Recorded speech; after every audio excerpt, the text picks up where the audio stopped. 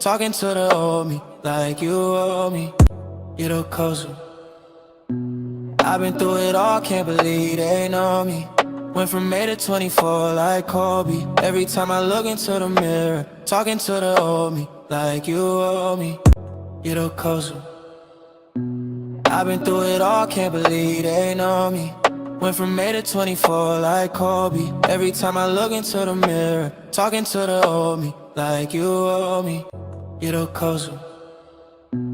I've been through it all, can't believe they know me. Went from 8 to 24 like Kobe. Every time I look into the mirror, talking to the old me, like you owe me. You the closer. I've been through it all, can't believe they know me. Went from 8 to 24 like Kobe. Every time I look into the mirror, talking to the old me, like you owe me. You the closer. I've been through it all, can't believe they know me. Went from 8 to 24 like Kobe. Every time I look into the mirror, talking to the old me, like you owe me. You the closer. I've been through it all, can't believe they know me. Went from 8 to 24 like Kobe. Every time I look into the mirror, talking to the old me, like you. Yo, what's good?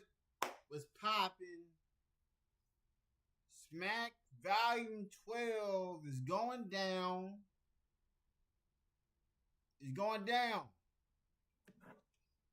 I wish I could watch the battles. I wish I could. I got the app. I got the app.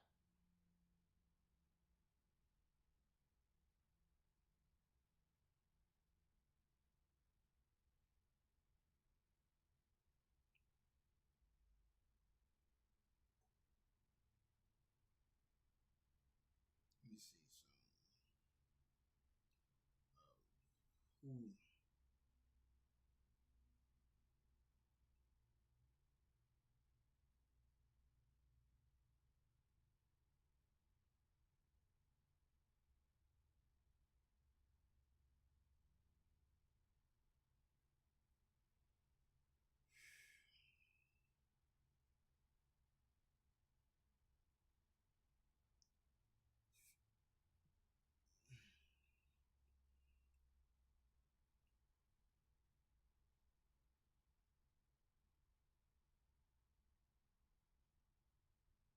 Okay, let's see.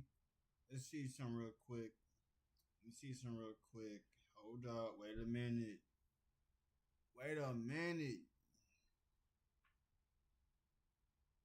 What's good with you, Alexis? What's good with you?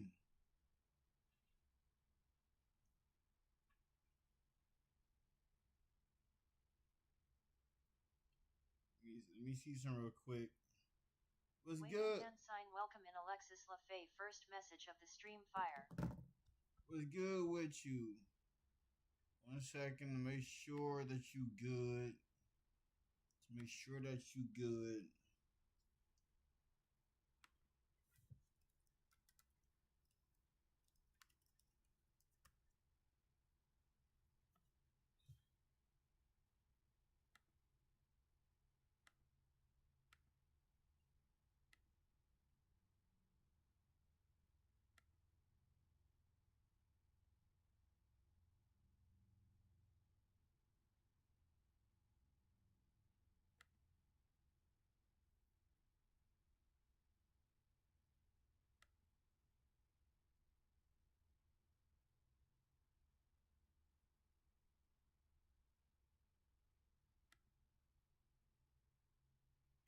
Okay, let me see.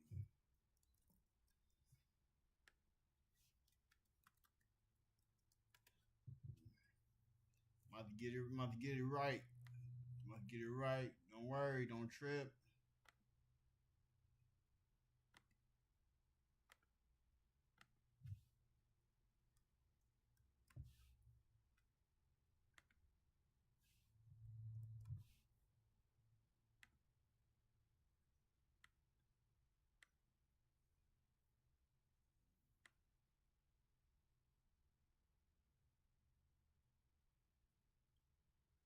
But all right. So let's get this ball rolling. So where you coming? Where you coming from, Alexis? Where you coming from?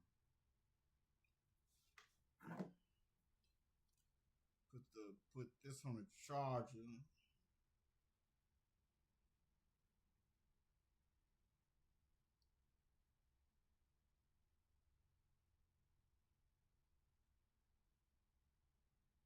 So where you coming? Where you coming from, Alexis? All right. So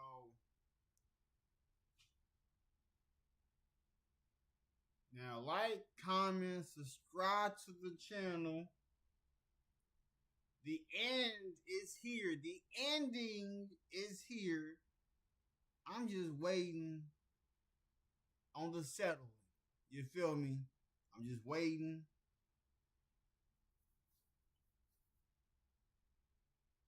So let's get into it, shall we? Let's get into it. Let's get into it.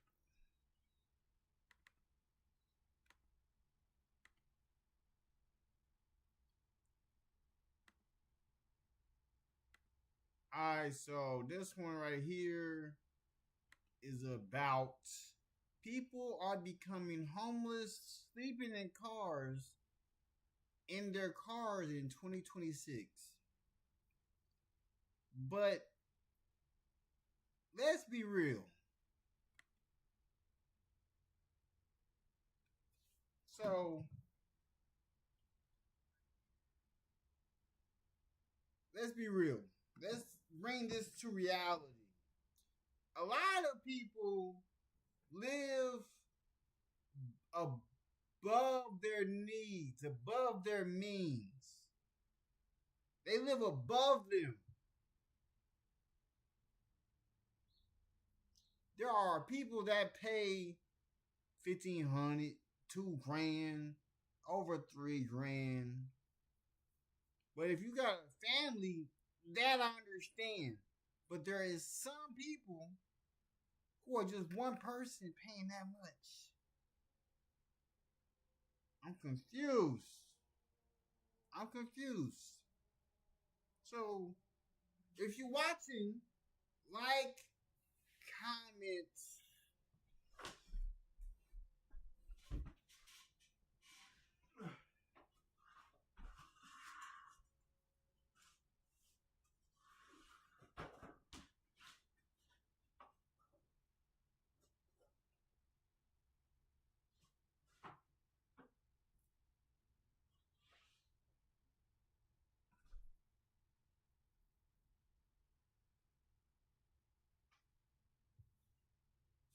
So, if you want to speak, if you want the TS to speak, you gotta fork over coins. It's up to you.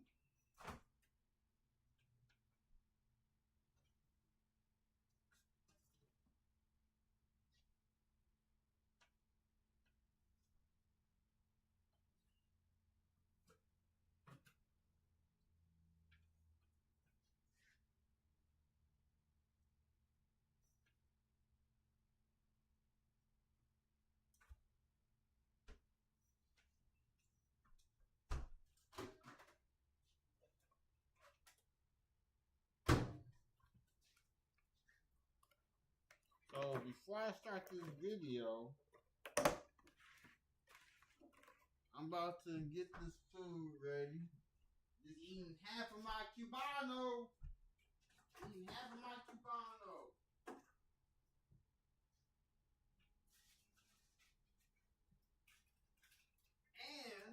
I just purchased the new, so this Neverlake Medical sticker will stay here. This is the old model.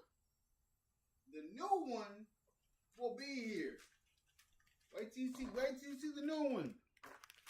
Wait till you see the new one.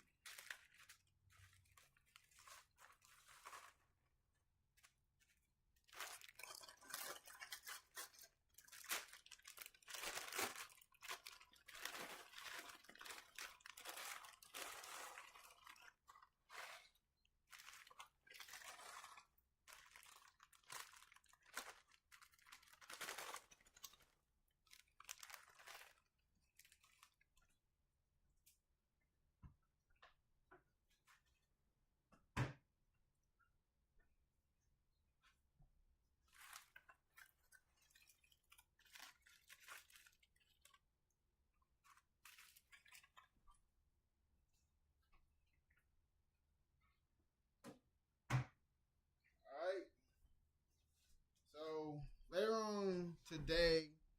I'm gonna be stretching my body out.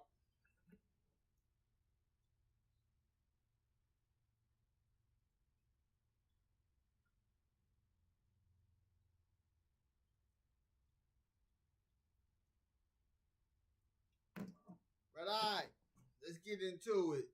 People are becoming homeless, sleeping in their cars in 2026. It's now been a little over a week since I've been. Hey, people. It's now been a little over a week since I've been living out my car. And, of course, there's a lot of complications that come with this, as far as having to go everywhere to use the restroom. Not really being able to eat much and stuff like that, because you don't really got access to, kitchen supplies, things of that nature, albeit microwaves, ovens, anything to cook, stuff like that. Showering, of course. Trying to get to Planet Fitness all the time. The shower is very difficult, not to mention my car battery died. So now I'm not even mobile anymore. So there's a lot of complications that come with this, but one that I really noticed that I personally struggle with a lot is the actual sheer loneliness of it all. Like, I don't really got friends like that, and unfortunately, about 95% of my bloodline is ass for the most part, so it's hard, like, coping with, like, pretty much no one checking up on you. Yeah, not having nobody to talk to, nobody making sure you're all right, nobody offering a helping hand.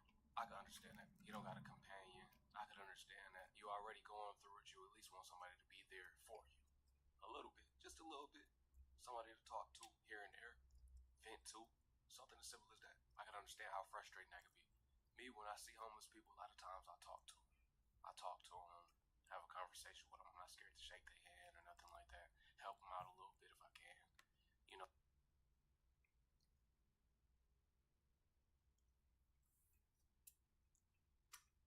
I'm gonna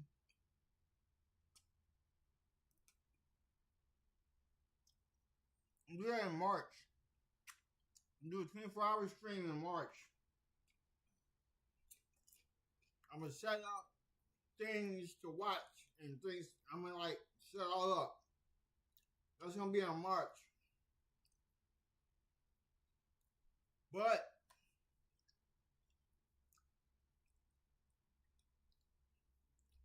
now we're in the cooking session with behind the scenes with getting another vehicle. So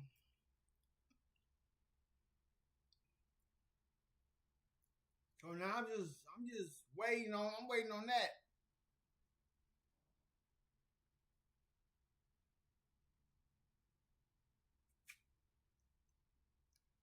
You're waiting on that.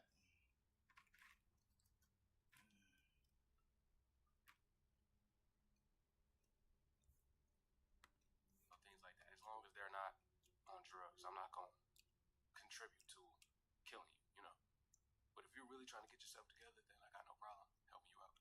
It's always been like that. I've always been that way. You know what I'm saying? Trying to see how you doing, if you're okay. Hey, baby, if you want that, look, 24-hour stream, you got it. You want a 24-hour stream, I'm going to cook it up for you. I'm going to put it on the calendar because this is the last day of February. So we're going to do a 24-hour stream in March. We're going to see how it fluctuates. I've already pushed out 9 hours. I already pushed out 10. I pushed out 12. Might as well go for a 24-hour stream. So, to make it better, I'm going to do different activities. I'm going to set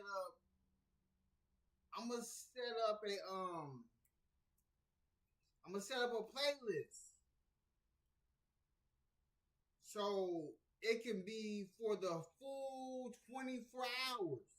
There's going to be different sections. We're going to be going through compilations to reactions to podcasts to things going on in the world to TikTok trends to the new music I got coming out. So, oh yeah, we're gonna be cooking up. And then plus, there is something to talk about anyways, because it's around the corner. It's around the corner.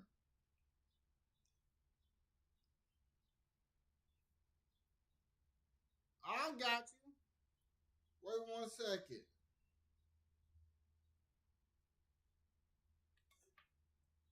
Wait 1 second. So, I'm going to be right back. Let me create a clip on TikTok. I'll be right back. They wouldn't believe me. They wonder where I got a drip from. I told them it came from a bottle of Fiji.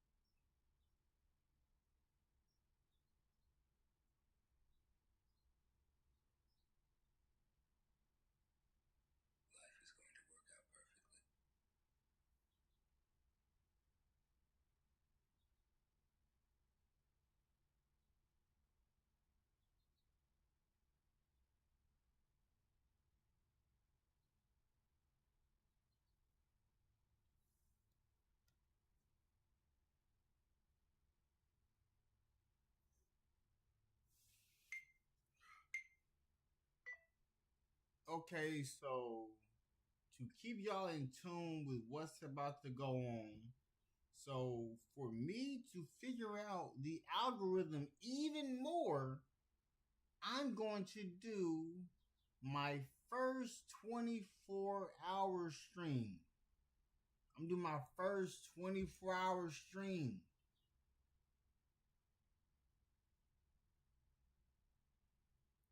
So, y'all better get ready. I'm about to lock in. I'm about to lock in like no other. I'm going to do my first stream on YouTube and Kick at the same time.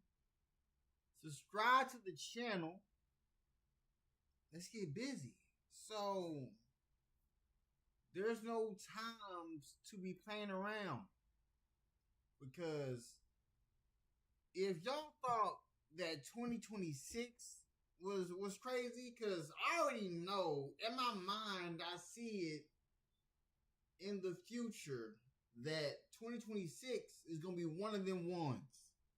It's gonna be one of them ones because I already got 2027 locked and loaded. It's already locked and loaded. There's money waiting for me in 2027. And the type of content I'm going to be creating for y'all, it's going to be amazing. The ideas, like, I'm not going to speak of my ideas until I pay for the patents themselves. I'm not going to speak on that. But just know, 2026 is going to create a monster.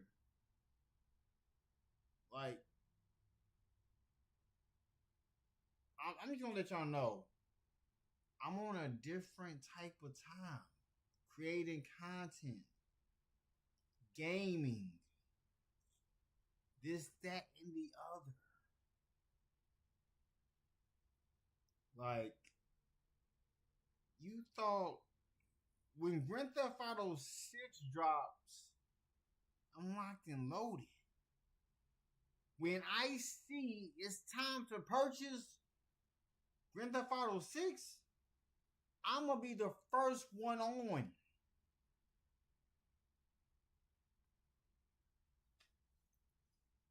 So, let's get to it. How's everybody doing? March.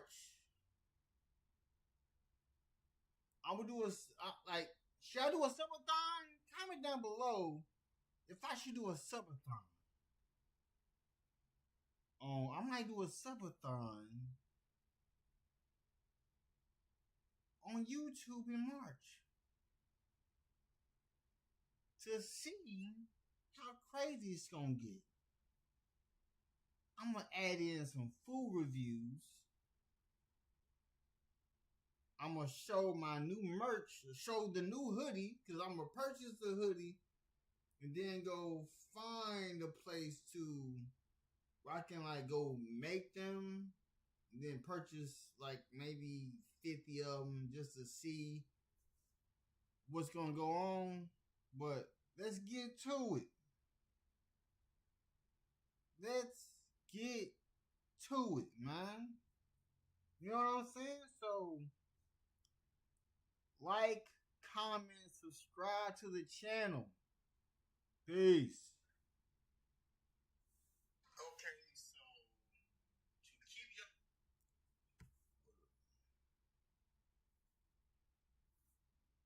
Got a drift from, I told him it came from.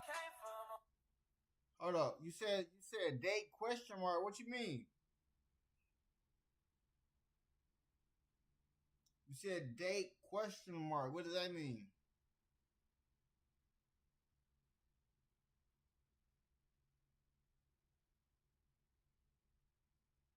Yeah, I just finished the video, whatnot.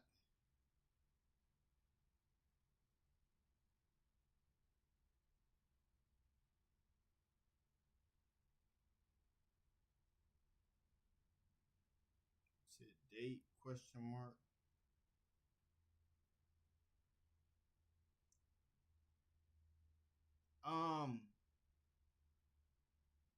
I'm not going to do it tomorrow because March 1st is on a Sunday. So I might do it on the 2nd, but I sometimes never want to let people know. I just want to let them know it's going to happen. So I'm anticipating it right now. I'm going to do a 24-hour stream, but I just want to put it on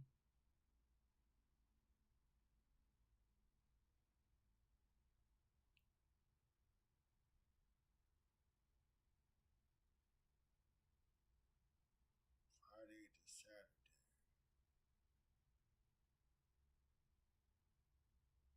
No, I might do it before. I might do it before that, cause something might happen. Cause what I'm gonna do is I'm gonna start the stream. It's like I'm gonna schedule it. I'm gonna schedule the stream to start at a certain time.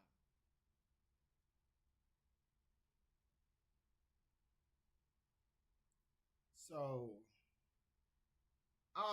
when I get the official date and time in my head, I'm gonna send it to you first. I just don't want to be letting I like to sneak up and surprise the masses. Cause I might do a subathon in March. I might do a subathon in March. Like every time I get a certain number of subscribers, I might do something. I don't know. Because I've been talking to the people I needed to talk to behind the scenes, and they getting things going for me. So now they gonna be having the conversation back and forth, and I'm old. I'm old a lot. I don't want to like talk too much about it. I don't want to talk too much about it. I mean, I'll talk about it. I'll talk to you about it through Discord though. I'll talking to you through Discord about it. About what I'm going through behind the scenes. But yeah, so yeah, March total different. February was all for Black History Month. In March, locked and loaded. I'm about to be dropping napalm bomb topics. I'm dropping napalm bomb topics. Every clip. Normally I would do 6 to 7 videos a day on TikTok and then post them. I think I'm gonna double that to 14. I think I'm gonna double that to 14 videos on TikTok each day, and then let them grow on there, and then post them on YouTube. So let me go ahead and I'm about to hit your Discord right now though. Let me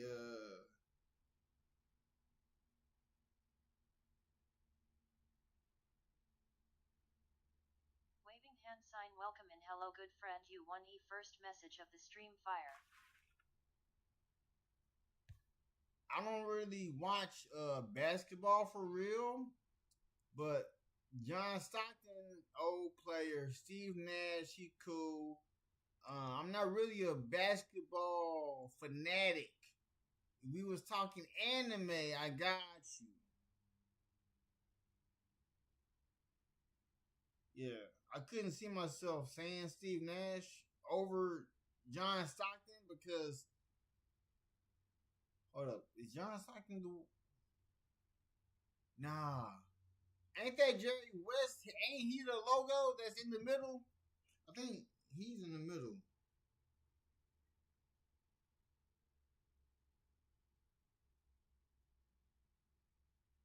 Let me see.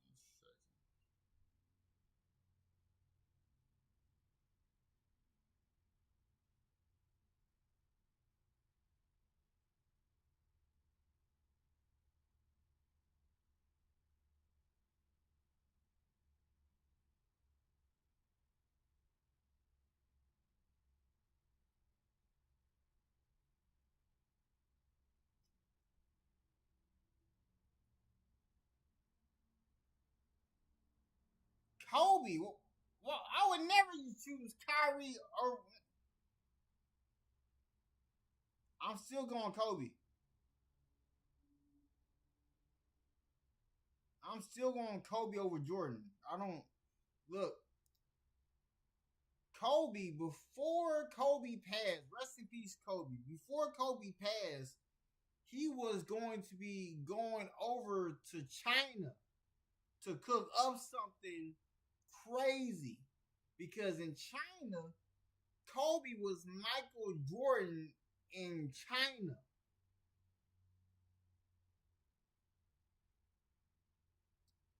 Sean Ooh. The most dunked on player? Oh, jeez. He said the most dunked on player is crazy.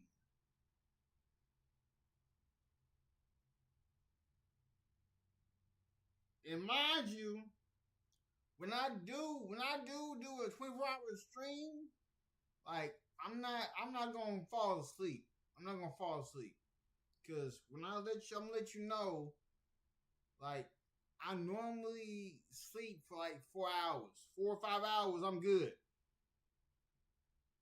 I can stay up for 20. The longest I stayed up was 3 days straight. I stayed up that long.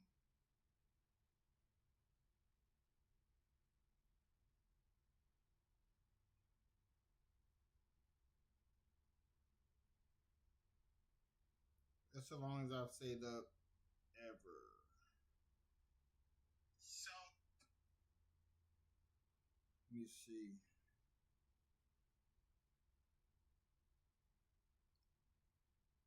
So, oh yeah, I'm about to hit your Discord real quick.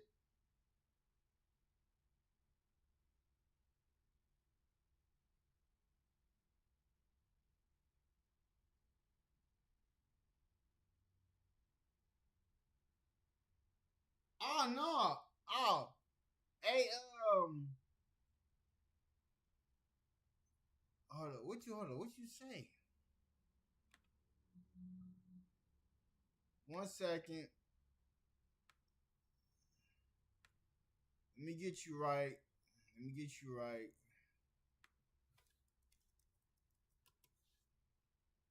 Sorry, my nightbot be tripping.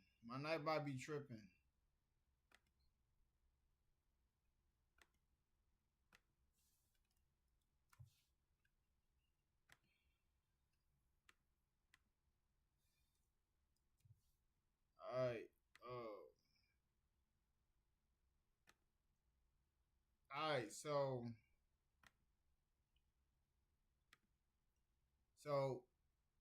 yeah, so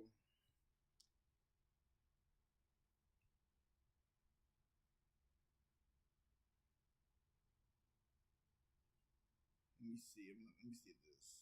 So I took care of that.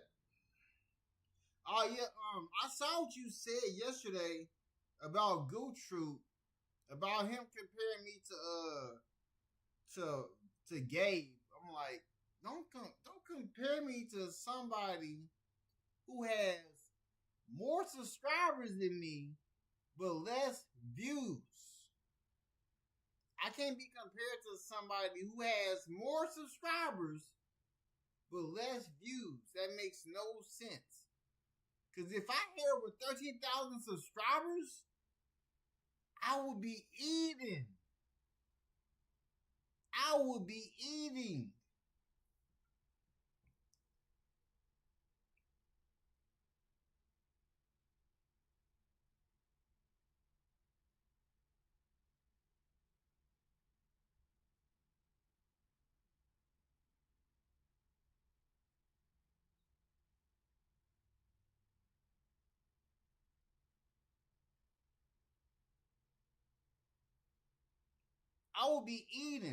Like, because I was looking at Viral Gabe's views. I'm like, you got 13,000 subscribers and you only got over half a million views, and I got over 2,700 subscribers, and I double your view count.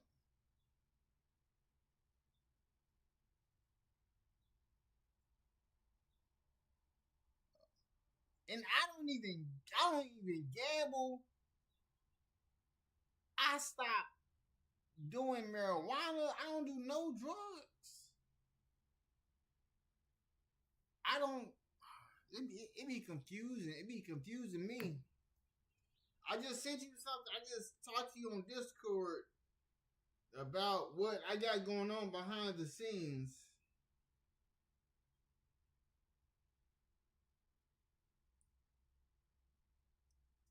and already know what number I'm even thinking about.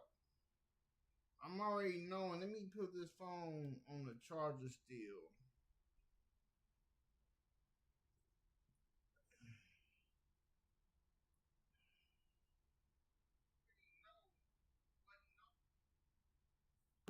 So let me go back over here. All right. Man, I don't know either. I don't know either. I don't, man. I be trying to figure that out all the time. I'm like, how are the people who are getting talked about and laughed at for begging for money, then they come to my channel and be mad I don't beg for money. And then I tell people, I say, why would I beg for money when I do stuff outside of this that makes me money to the point where I can just do this and lock in and create content for free?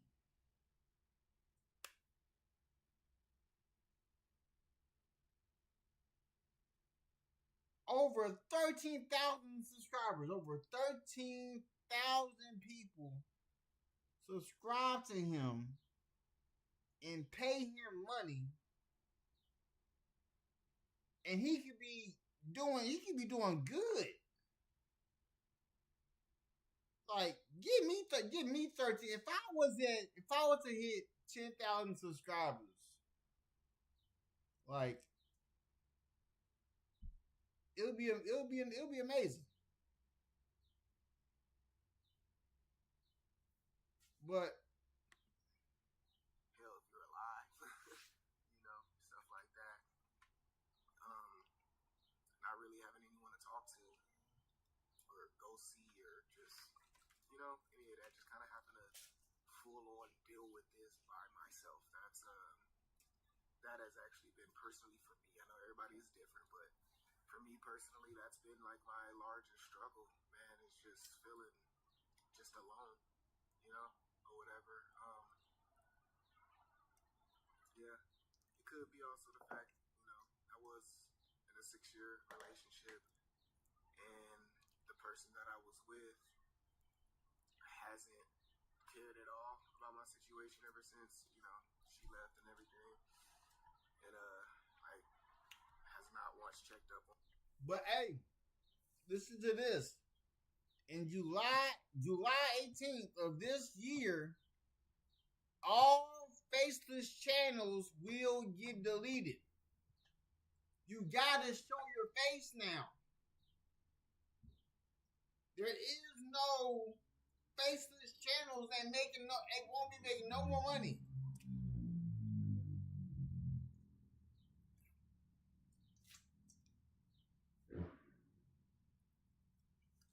So everybody who begging, y'all gonna have to figure out another way to make ends meet on YouTube.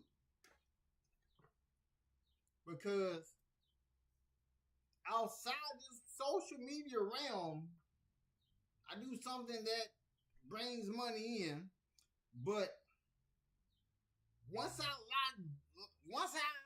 see income come in, because I know it's coming.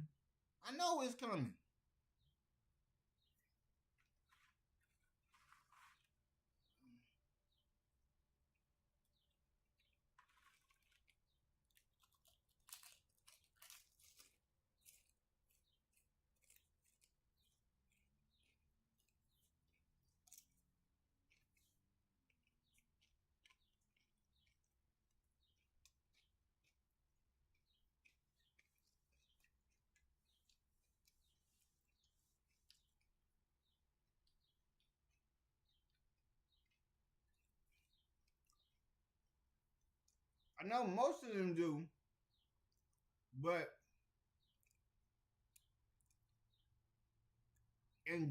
by July 18th, they gonna have to stick to showing their face more. Like every faceless channel, they gotta show their face now.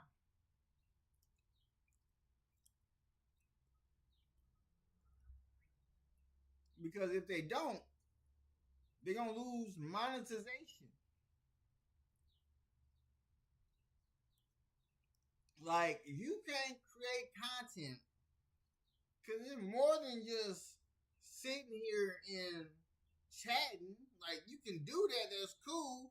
You gotta react to the video. You gotta react to the people that's watching you. Every time somebody chimes in and says something in the chat, you gotta react to them while reacting to the video.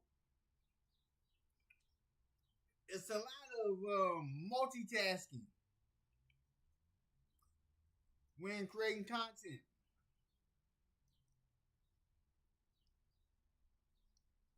You gotta be like the Energizer Bunny.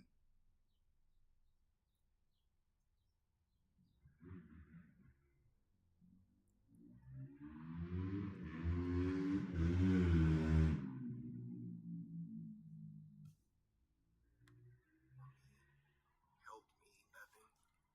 And I think that's taken a great effect on me mentally in dealing with this as well and feeling so alone and stuff like that. Because for 6 years I wasn't. But yeah, just venting, you know. But surviving. I'm surviving. It's just hard. But out of that, still here, still gonna make it eventually. So wish me luck. One thing I noticed, he said he was in a 6-year relationship. Coming out of a long relationship like that, it'll feel lonely. Not being with that person that you were with all of this time. I'm wondering if she was the breadwinner and got tired of him, or they kept getting into it. I don't know. I'm wondering if that was the case and she put him out. That's why he's homeless now, living in his car. Or was he the breadwinner and he fell on hard times and she left? I'm wondering which one is it. He didn't really share that information with us, but that's just something that I'm thinking. I really would like to know that. Spend the day with me living in my car. This morning, I'm going to go ahead and cook my meals for the day because it is going to get super hot this afternoon. Okay, I kind of burnt the sweet potatoes a little bit. I'm making a steak. I've never cooked sweet potatoes in a skillet, let alone on a camp stove. And have I ever cooked steak? No. I could tell by the little amount of seasoning she had on there. That steak looked like it's gonna be nasty. I'm just saying. But I wanted it. Oh, yeah.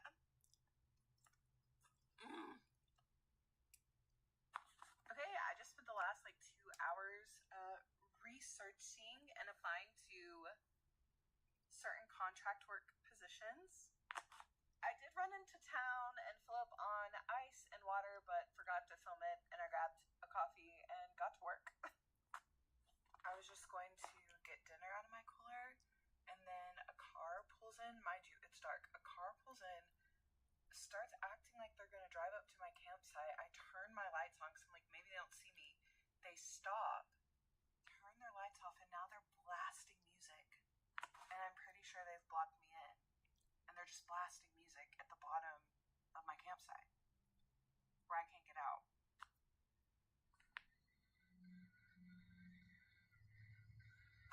This is what nights look like for me right now.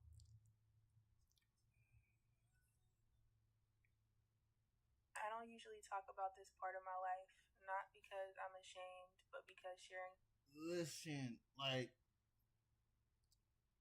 I've never really experienced this type of living, but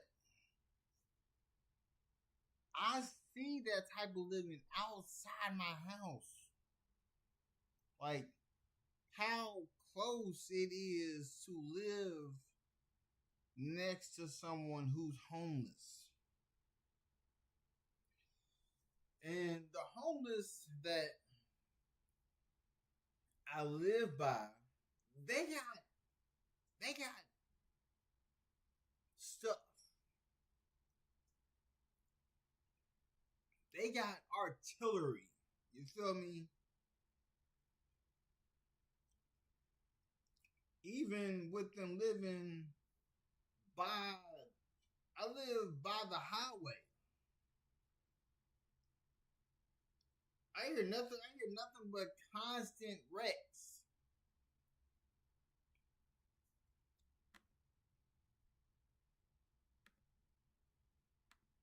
It feels vulnerable.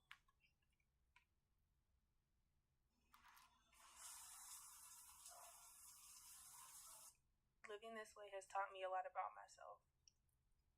I've learned that I don't actually need as much as I thought I did. I've learned how to be a minimalist, not just Being a minimalist, only keeping the things that you actually need, not the things you want. It's a humbling thing. Well, I've been a minimalist for the longest.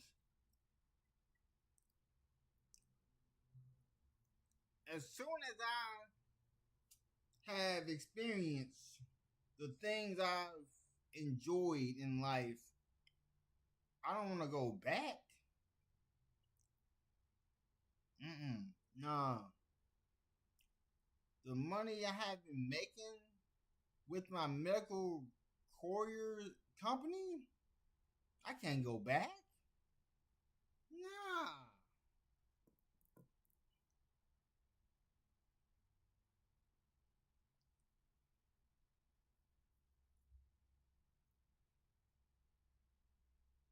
And how should how to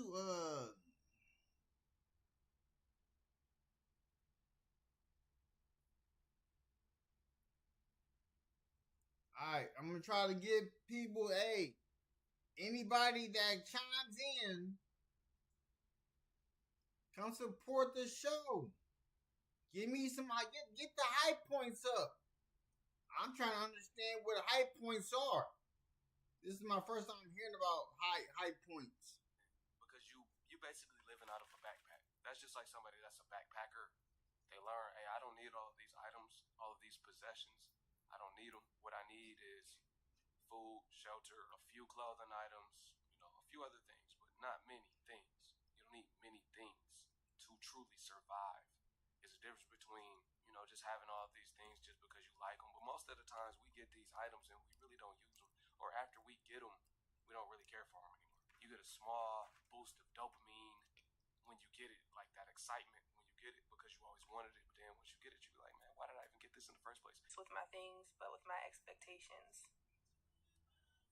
With the noise, with the pressure to have everything figured out, there's something grounding about ending your day like this.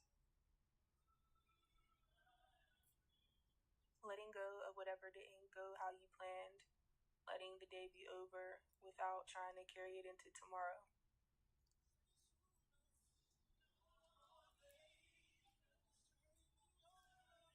When I finally settle in for the night, when it's dark and quiet, that's usually when I talk to God the most. I read my devotional. I remind myself who I am outside of my circumstances. This isn't the life I imagine for myself, but it's the season I'm in. And I'm learning that those are two different things. Some nights feel heavy, some nights feel peaceful, but every night I'm learning to trust myself more. And for right now, I'm still becoming who I'm meant to be. There we go. Everything happens for a reason, but also you enter that season for a reason. You might not understand it, but the Most High won't put you anywhere that you should not be. Where you are right now is exactly where you are supposed to be in life. Nothing goes to our planning. There's this saying, when you make plans, the Most High laughs. Because it's not our plans. He's the one that decides our journey for us. When we will be, where we will be. You might get over that stumbling block later than you planned for. But essentially, you got to go through something. You're going to go through a test of faith before you prosper. We all do. Right when you're about to give up, that's when you have your breakthrough, right? Or right when you get to your lowest point. Most times, if you hear success stories, it's right after they got to their lowest point. But they didn't give up. They kept going. They kept fighting. They kept trying. Then they got over that hurdle. And their life changed forever. Right after that. If you've been through it, you know. Since I've been living in my car, it's been one of the most degrading, humiliating, and embarrassing things I've ever had to do. Because for those that know me, know that I've always handled my business. I've always taken care of my daughter, busted my butt to make sure I would never, ever, ever be in this position. But the reason why I say it's disgusting is because, number one, I have a bathroom trash can in the backseat with tissues and wipes, stuff like that I have to pee in.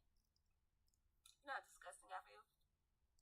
Do you know how disgusting I feel having to sneak, like, look to this way, look this way, make sure can't nobody see me? And I can only do it at nighttime. I don't do it in the daytime because you can see in my car. So in the daytime, I have to go to gas stations.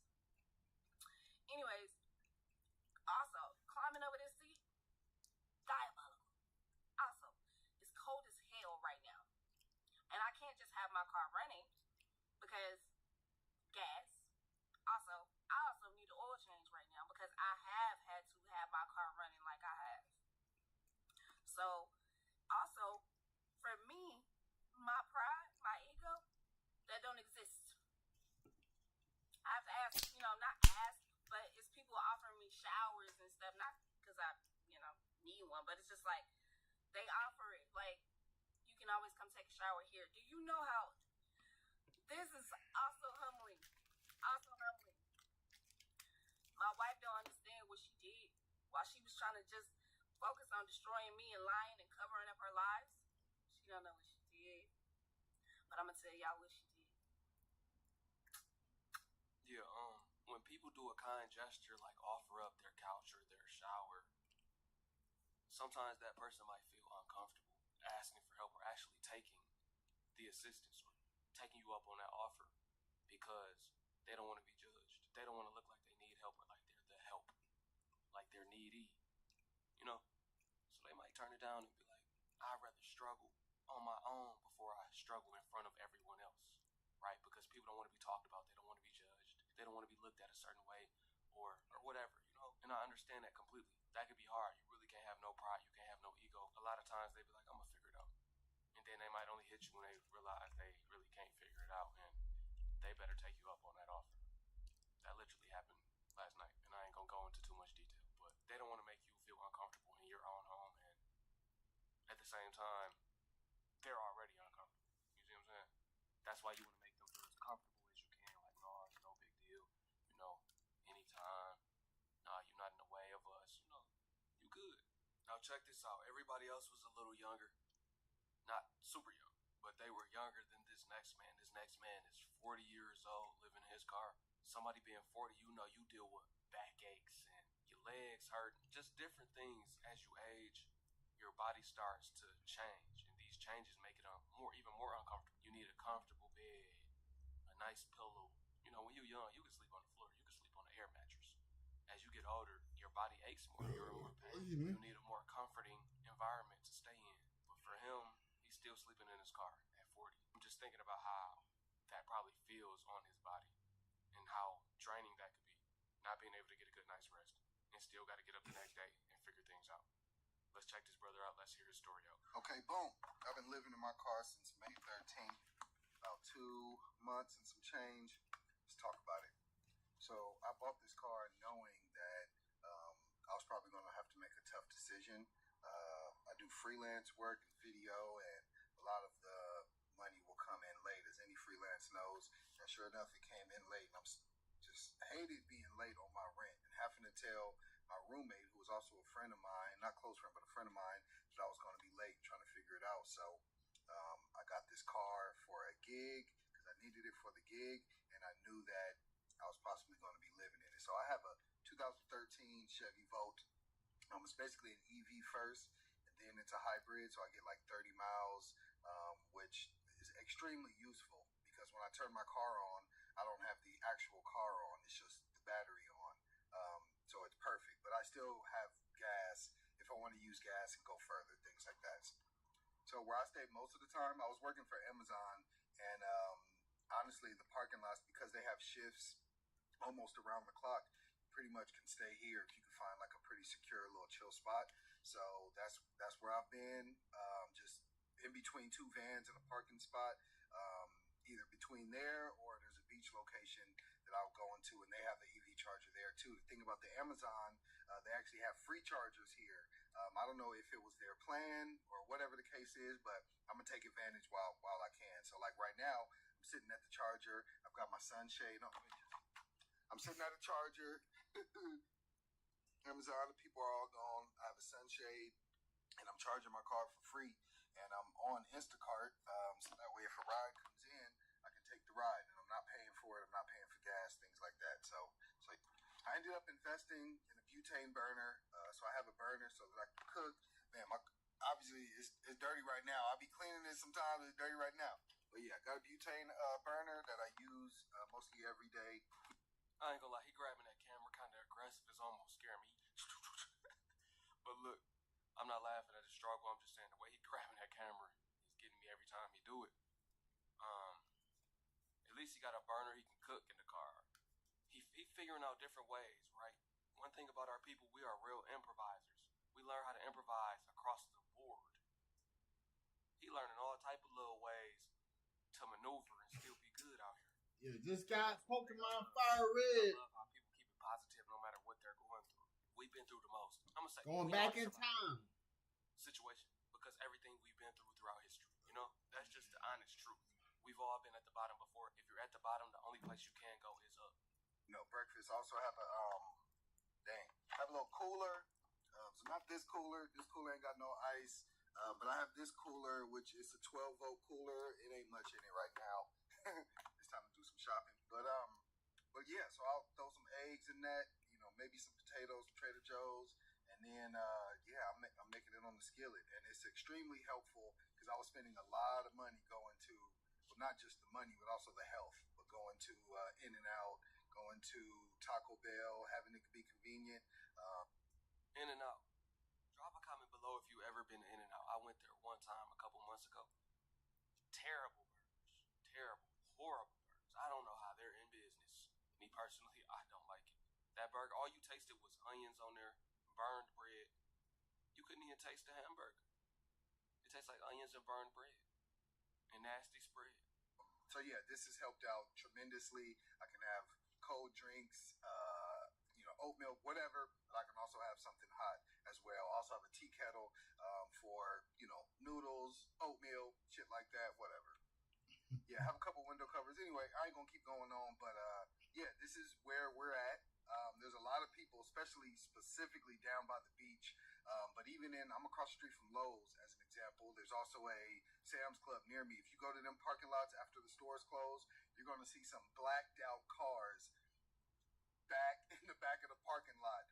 More than likely, 75 to 80% of the time, that's someone living in their car. I was sitting there and I had someone pull up in their vehicle, what looks like a work vehicle. They got out of that car and walked over to the dirty Lexus SUV and did not move. Like, that's his home and this is his work vehicle. And I'm like, damn, I'm not alone. You go down to the beach, you see tons of cars with, you know, towels up, blankets up, all kind of stuff. And then you start to realize how many people are actually in this situation. So I was very leery about, you know, sharing this online. Some people that I know, you know, may follow me, may see it, and it's quite embarrassing, to be honest. But yeah, I've been watching a few people kind of tell their story and their situation, and it's definitely encouraging me to do the same. As far as my plan, I do have a job. It's not full-time, but I do have a job working for a company in retail. And so, yeah, it's going cool. I don't know, the hours is definitely not going to be enough to get a place in LA. So I've done research. I've talked back and forth with ChatGPT and Claude and people in person. And I'm thinking my next move in 45 days to 60 days is to move to Mexico. All right, now. Y'all heard what just went down in Mexico. I understand why he would want to go out there. I lived in Mexico before. It's a lot of us going out there and they're starting to be a little more racist than they were before, simply because we're boosting the prices out there. Maybe they're prejudiced, maybe not racist, I don't know. I feel the tension, I could say that. But they don't like that we're going out there and raising the prices on them, right? So it's a thing of gentrification going on. We come out there, prices go up for rent. Food prices go up. The food price is really not no different than America. Like, I was out there a couple years ago. Cherries was like $10 for a bag of cherries. I'm like, it's really not a difference. I think we really might have been paying the same or more. Of course, housing and the bills are lower. Ubers are cheaper. It has its advantages, but with all this cartel violence going on right now, I don't know about Mexico. Mexico, I would count that out.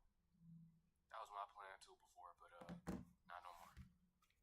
Also, though, California, of course, no wonder you're struggling. It's California. I don't know why nobody is in California. Me and my cousin was just talking about this over the weekend. He knows somebody out there paying $3,500. It's actually his brother for a small apartment. It's tiny. $3,500 a month in California? I would never. Man, my wife and I, we had a 6-day cruise, Royal Caribbean. We went to Denny's. Just imagine. Ask me how much you think.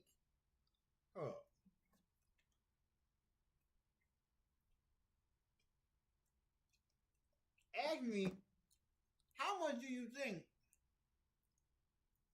it should cost to eat at a Denny's?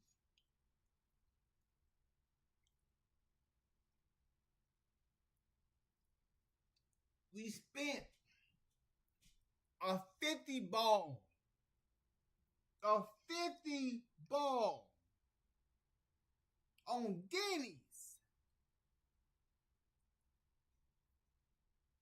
2 meals, 2 drinks.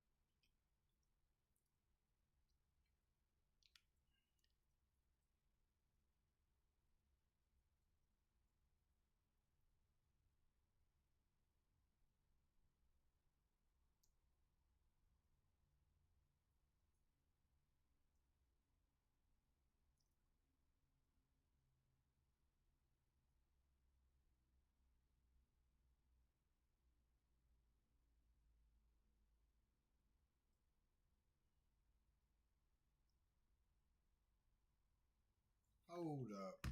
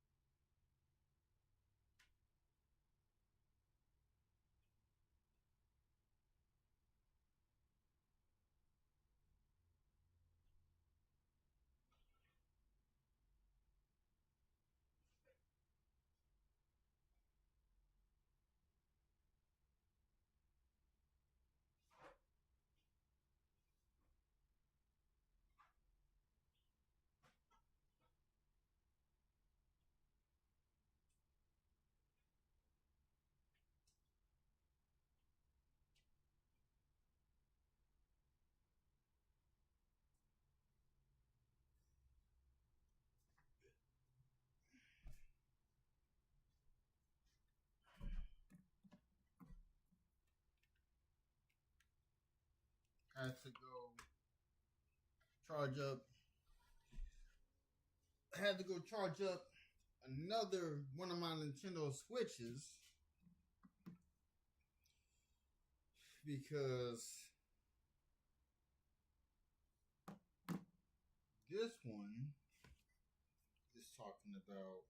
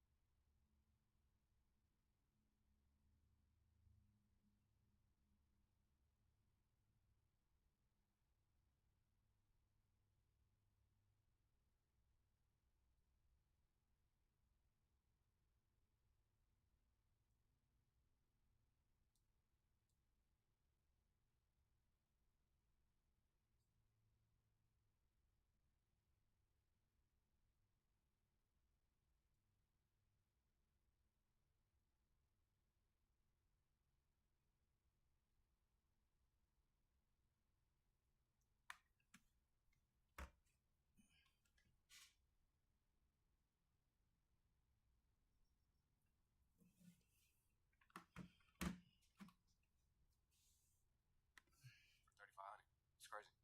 I was thinking about PV, Puerto Vallarta, but after further research, maybe possibly Rosarito. I still do some freelance work in LA, so I want to be able to get back relatively quick, and I want to land in a spot that's easy for me to start living abroad, not somewhere that's going to be harder, going to be further. So yeah, not necessarily Tijuana, but it's easy because I can just cross the border. For those who don't know, you can take your car over to Rosarito and own it and have it and all that stuff. Same with Tijuana. I'm specifically not doing that, but I'm selling the car for money, and then I have plans to do other stuff online, stuff like that. But anyway, I want to speak on my situation.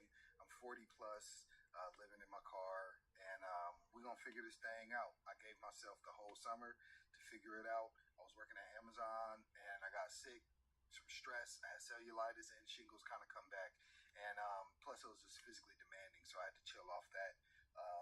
But yeah, that's where I'm at. There's a lot of people here, and I support you. If anyone's going through this, I fully support you, whether you are public, putting it out there, or not.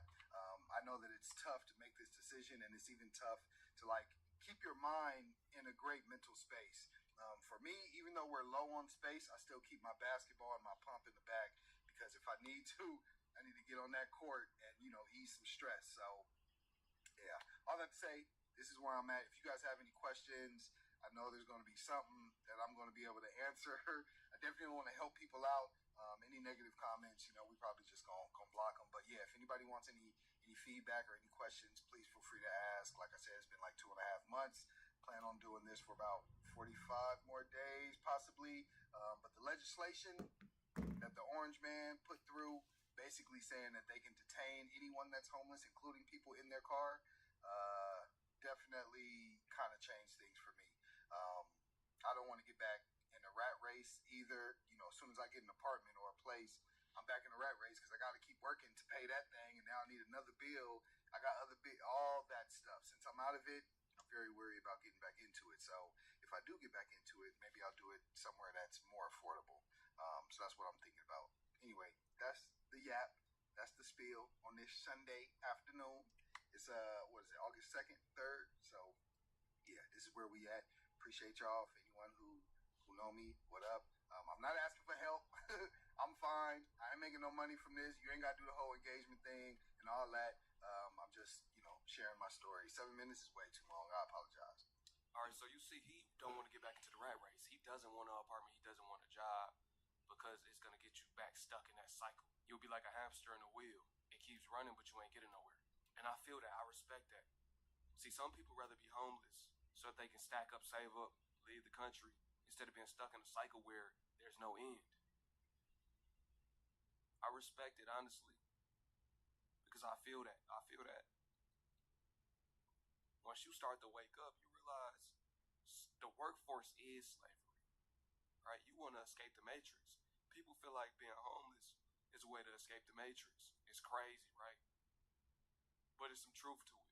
Off a normal 9 to 5, you will never get ahead. It's like you're stuck, you're trapped. Unless you take that money, you invest that money, and you generate another stream of income for you. But if you're solely working and paying bills, you will never see a way out. You have to work until you die. Retirement, that's out the window. But I don't want to talk too much. I done covered a lot of videos on my channel about this. If you've been tuned in, then y'all know my take on all of this. I'm not going to repeat the same things over and over. But y'all get me, man. You want to escape the rat race. You want to prosper in this life. You want to be happy in this life, most importantly. I appreciate y'all for tuning in. Once again, it's your brother YT. Wake 'em up. Peace to my Hebrew fam. All right, so I guess that's something to talk about. But I wish I can watch. Wish I can watch. Smack Volume 12 though.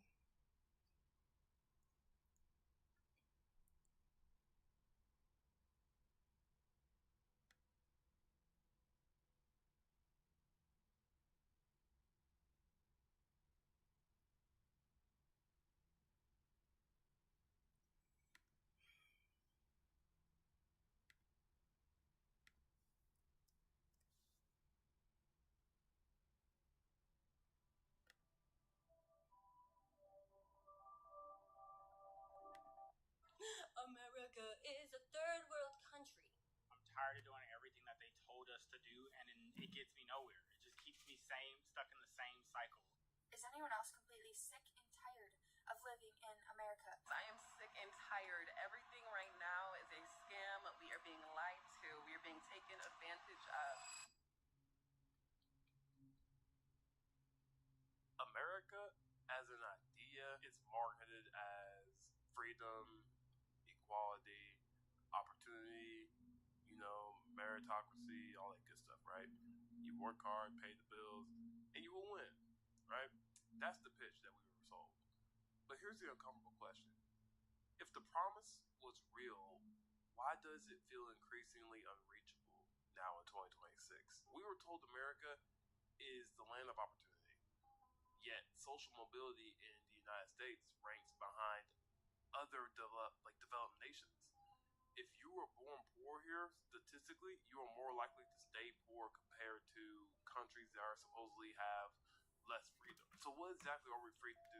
We are free to work multiple jobs, freaking to drown in student debt, to go bankrupt for medical bills, to compete in a system where the starting line is nowhere near equal. And to me, that is not the equality of opportunity.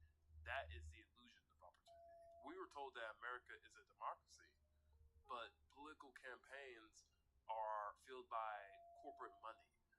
Lobbyists write legislation, and corporations are legally treated like people in many legal contexts. Policy outcomes frequently align with, donor interests over public opinion. So when I hear people, politicians say that they serve, quote unquote, the American people, I have to ask them, which people are they talking about?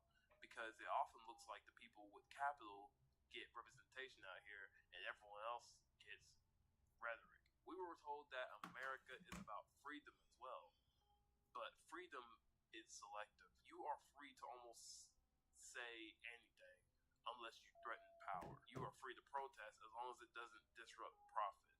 You are free to vote, but confined to two major parties that often represent slightly different flavors of the same economic framework. And if freedom means autonomy, then explain why so many people are one paycheck away from collapse. Is that freedom or dependency dressed up in patriotic branding? Now here's the important part of all this. Saying America is a lie isn't saying that America is evil, but it is saying that the myth and the reality are disconnected. The myth says equal chance, but the data says unequal outcomes tied strongly to birth conditions. There's another myth that says freedom, but the reality says that economic pressure will limit real choice. That gap between narrative and lived experiences is the lie in and of itself. But here's the twist. The lie isn't just imposed from above, okay? it's internalized. We defend the system because criticizing it feels unpatriotic to us. We blame individuals instead of structures because it's easier. We equate systematic critique with hatred of country. That's powerful. Like that is very powerful. Because if you can convince people the system is perfect, then any failure must be their fault, right? That is not national pride. That is narrative control. So what is America really? It's not the myth on a billboard, okay? It's not the anthem at the stadium.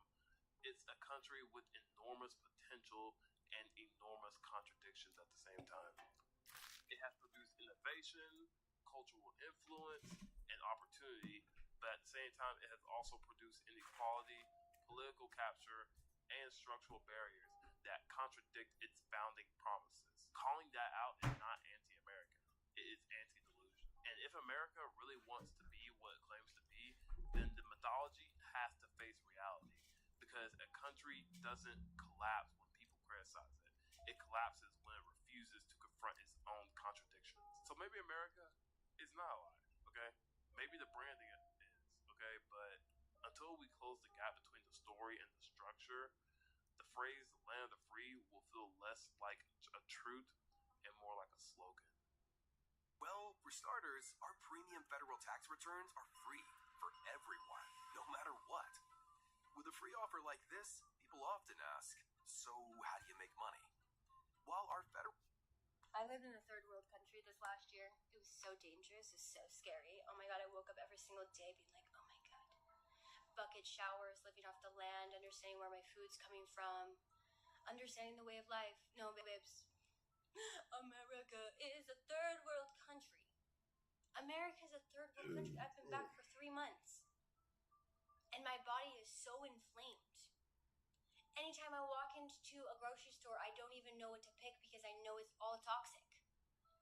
Any interaction I have, I'm like, oh my God, you just want something from me. The American men don't even get me started. The only thing that's beneficial about America is the opportunities here. You have more opportunities here, but you have to give your soul for those opportunities. You don't experience life or balance, no. You have to... That's a lie. I don't have. Hold up. Go back. Oh my God, you just want something from me. The American men don't even get me started. The only thing that's beneficial about America is the opportunities here. The only thing that's beneficial about America. Let me turn the lights on for everybody. Let me turn the lights on. All right. So y'all can see me tell you this. The only thing that's beneficial about America is the opportunities. That is correct. There's opportunities here. But you don't got to sell your soul to get to where I am.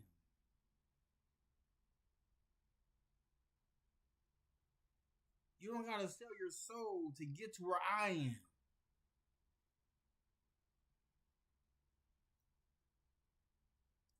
Like, let's be real. You have more opportunities here, but you have to give your soul for those opportunities. You do not have to give your soul for these opportunities.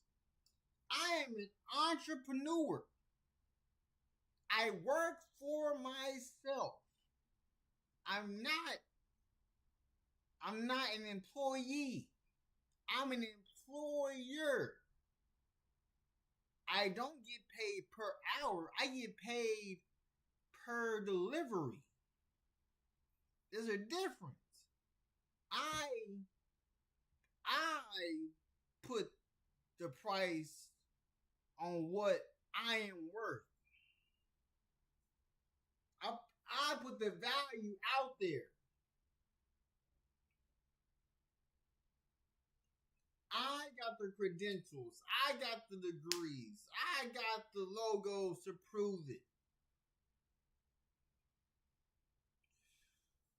My Was Never Media hoodie, I got a whole new logo.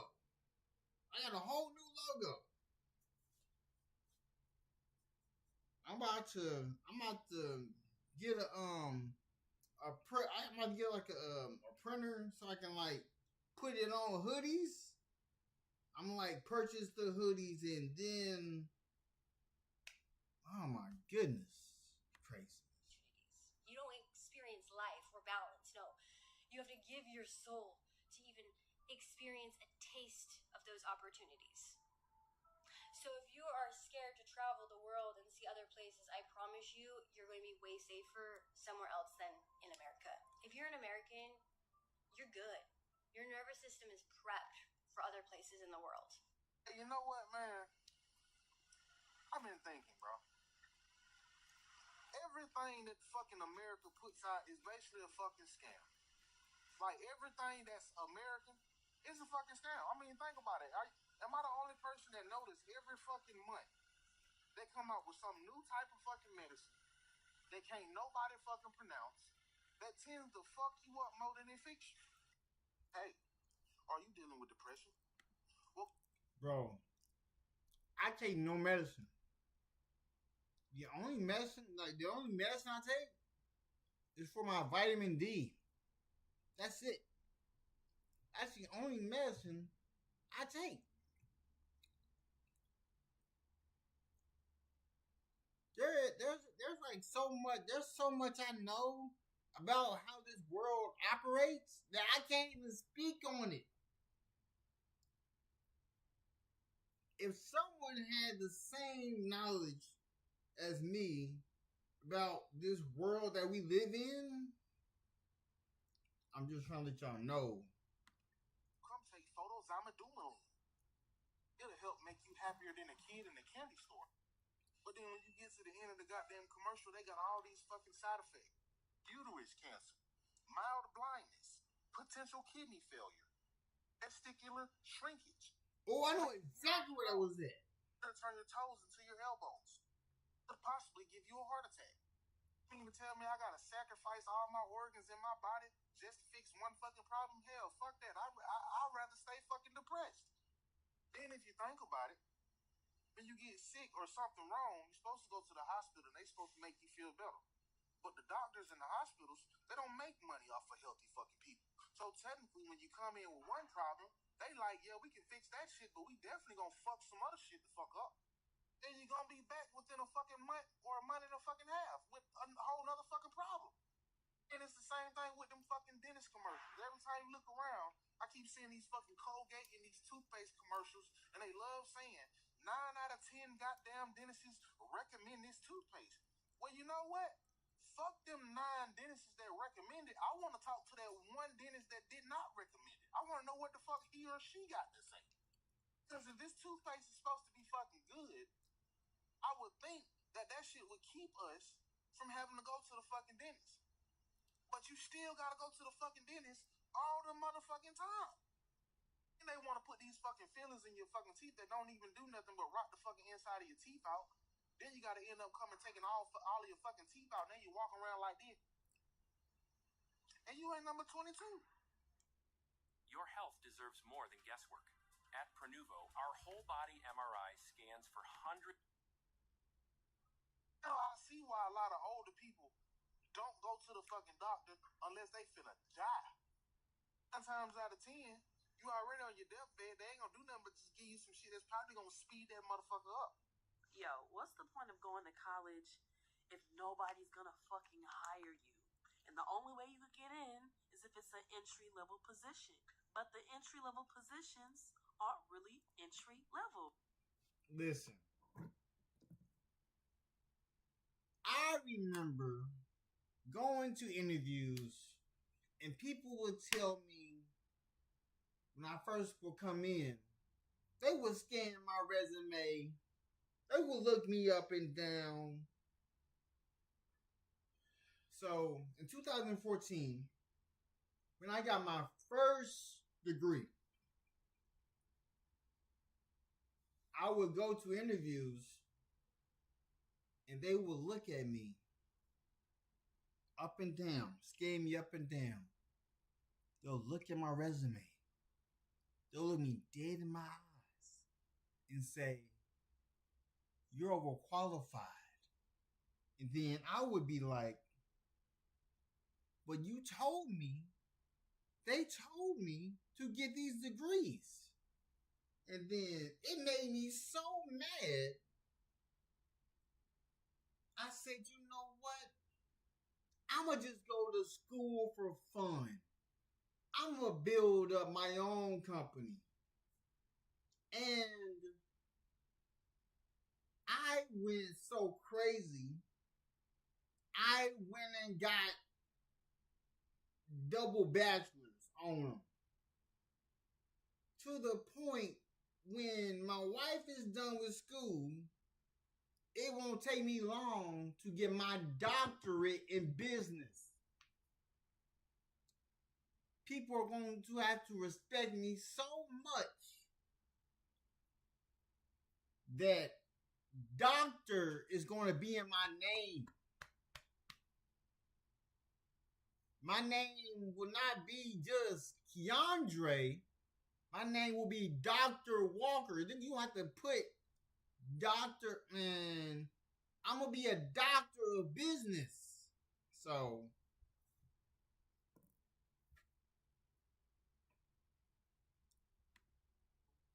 like, what the fuck is up? The American dream was never real. Going to school, graduating, starting a family isn't so simple anymore. Not in this day and age. The solution is not to work harder. We have to work smarter and build a sustainable life for ourselves and our community. Because the way that worked for our parents and the people that came before us, that's not our reality anymore. I'm sorry, but when as Americans are we going to have our next Civil War? When are we going to have our next Martin Luther King? Because I am sick and... Hey, we having war right now. We got war going on right now. Tired. Everything right now is a scam. We are being lied to. We are being taken advantage of. We are being robbed of our own lives. We're being robbed of our money. Corporate America is a scam. Working 5 days a week, having only 2 days to ourselves, working 9 hours out of our day just to sit behind a screen and do fucking nothing. Exactly what I said too. Lunch breaks. Do you think I want to sit in my car and eat for my lunch? No. Unpaid lunch breaks is insane to me.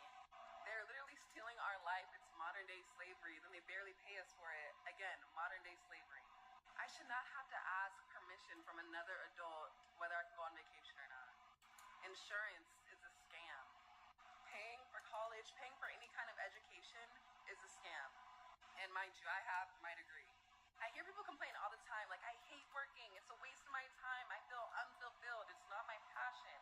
Yet nothing changes. How and when is it going to change? I need to do some research on the Civil War because I need to understand how to organize a strike of that capacity. The system and the human-made societal constructs piss me off. It irks me. It's unethical.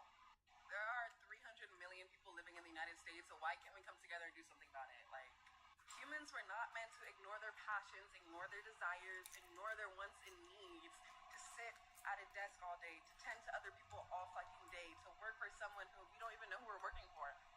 I don't know. I'm sick and tired. I just can't be one of the brainwashed people who just follow the patriarchy. Like, I'm over it. It's sick. I understand in order to receive from society, you need to contribute and give to society, but this is just not an even trade-off, and I shouldn't have to be forced into wasting my time. Like, I can give my light to people. I can give it so many other ways, my creativity, so many other ways instead of this trade-off. Like, it's just not, it doesn't add up. I should be able to choose how I want to give back to society, and I shouldn't have to be broke if it's not sitting behind a desk for 40 hours a week. But I'll never be able to own a home. I've never made enough money to be able to do that. I'll never be able to drive a luxury car. I'll never be able to take like a luxury vacation outside this country on like a nice flight. We'll never be able to do those things, you guys. I'm just a 39-year-old millennial that is just tired. I'm tired of doing everything that they told us to do, and it gets me nowhere. It just keeps me saying, bro, that's crazy. 39? You ain't been out of... Nah. Like, that's insane. being stuck in the same cycle of work, pay bills, stress each month, work, pay bills, have more anxiety. Am I going to pay all my bills this month? Am Am I going to be able to afford it? Pray that nothing goes wrong, and if something does go wrong, get set back. I do everything that they tell us to do. Work hard, pull yourself up by your bootstraps, go to school, get a good job, do all these things. Work, pay bills. Work, pay bills. Work, pay bills. That's all we do in this life. Life is such a scam. Have you ever wondered how the world's currencies are traded? The foreign exchange market, also known as the forex market, is the largest and most liquid financial market in the world. It's a marketplace where currencies from all... I just thought about something and this shit got me crying. We get up every motherfucking day to go make some money to pay bills, to survive. And then within the blink of a motherfucking eye, when the government is ready to wipe a motherfucking city out, we get these quote unquote storms. Correct me if I'm wrong, bro. We all have been bamboozled. We all keep fucking, bro.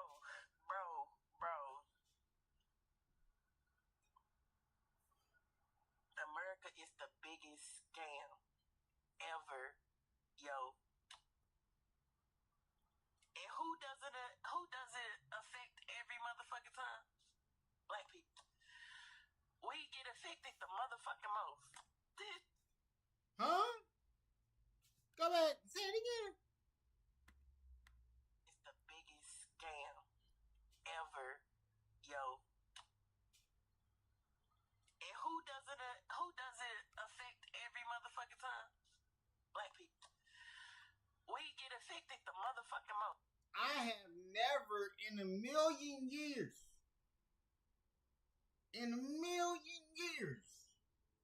I have never been evicted from an apartment anywhere that my wife and I have lived. I've been living in Kentucky since I was 13. I never seen an eviction. Like, what? I've been living in Kentucky for 18 years. I've been in Jeffersontown, Kentucky my whole life. All I know is the good side of life. I've never lived in poverty. I'm like, what? I don't know what that is. This if y'all ain't fucking tired of fucking going through the same shit, motherfucker can't say, man, we still slaves. Ain't shit free about America. This is not the motherfucking land of the free. It's not the motherfucking land of the free. It's not. Motherfuckers building houses on top of stolen motherfucking land. Trump that took FEMA away. So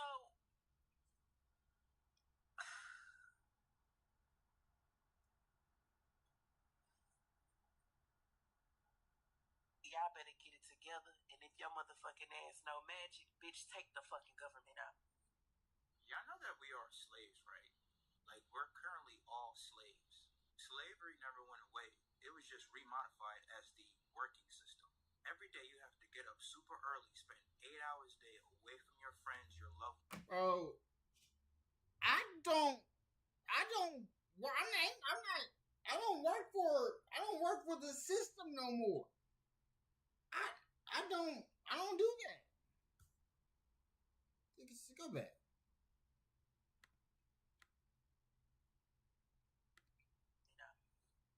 Y'all know that we are slaves, right? Like, we're currently all slaves. Slavery never went away. It was just... I'm not a slave. I don't know who. Every day I wake up, I'm able to work my own schedule. I'm able to work my own time. I don't answer to nobody. Where I live at is my office. I do my taxes. So you can't say I don't pay my taxes. I'm like, I'm living. Well, I told myself when I was living in Hot Springs, Arkansas, I told myself, I said, I will be an entrepreneur and a streamer. And I said, I will retire at the age 30. I'm 31 years old. I don't answer to people no more. The owner of a medical courier contract is on my phone. Even he will tell you, he has texted me himself and said, you're an IC. Like, I'm not on payroll. I'm on contract. So what do you mean?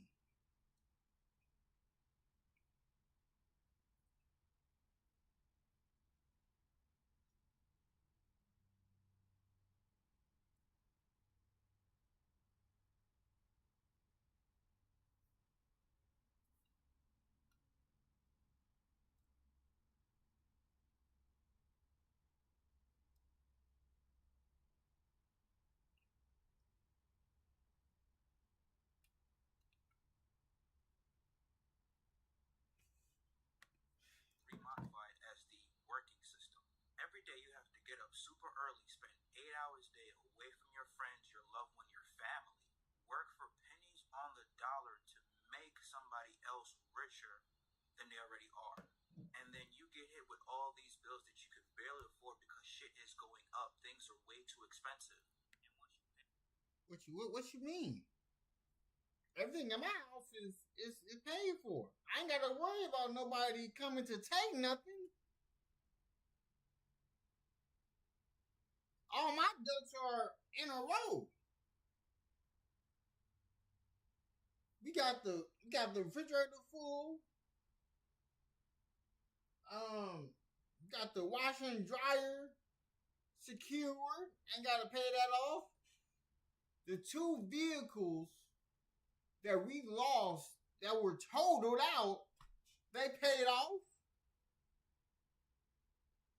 So I'm confused on what he's talking about.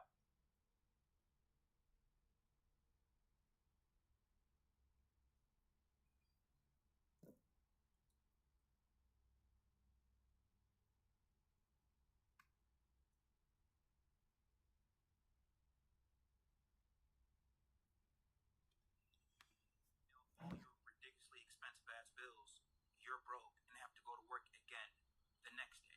And then once you get paid again to pay your bills, you're gonna be broke again. It's literally a rat race. It's like the guinea pig on the hamster wheel. And I know I'm not the only one that feels this way because I just got paid and now I'm broke. And don't get me wrong, I have money saved up, I have money in investments. But literally the chump change I got paid from my 2 jobs is all of a sudden gone because it went to bills. And now I have to go back to work again, wait a whole week to get paid to pay bills again. And the same amount of money I'm getting paid, people have 2, 3, sometimes 4 kids. I'm like, there's no way people are surviving, making the same money I am with dependents. I don't have any kids. I don't have a place of my own. I'm still living at the crib. Yet these people have like a whole bunch of bills, mouths that they have to feed, rules that they have to keep over their head, clothes that they have to buy. How are y'all doing that with the same amount of paycheck y'all get as me? It's literally impossible. Financial freedom is a whole flat out fucking lie. It's bullshit. Unless you were inherited money, grew up in a rich family, hit the lottery, hit a crazy sports betting parlay, you're never gonna get rich. You're never gonna get ahead because they don't want you to. What? What do you mean that they don't want you? They show you how they show you how. Hold up. Hold up. Wait a second. Wait a second. Wait a second. Hold up. All right. Listen to this. Listen to this. Listen to this, because they show you how this goes. They show you how this goes. They show you how to build a business. They show you how to do everything to get to where the millionaires and billionaires are. If you don't want to follow that, that's up to you. That's up to you.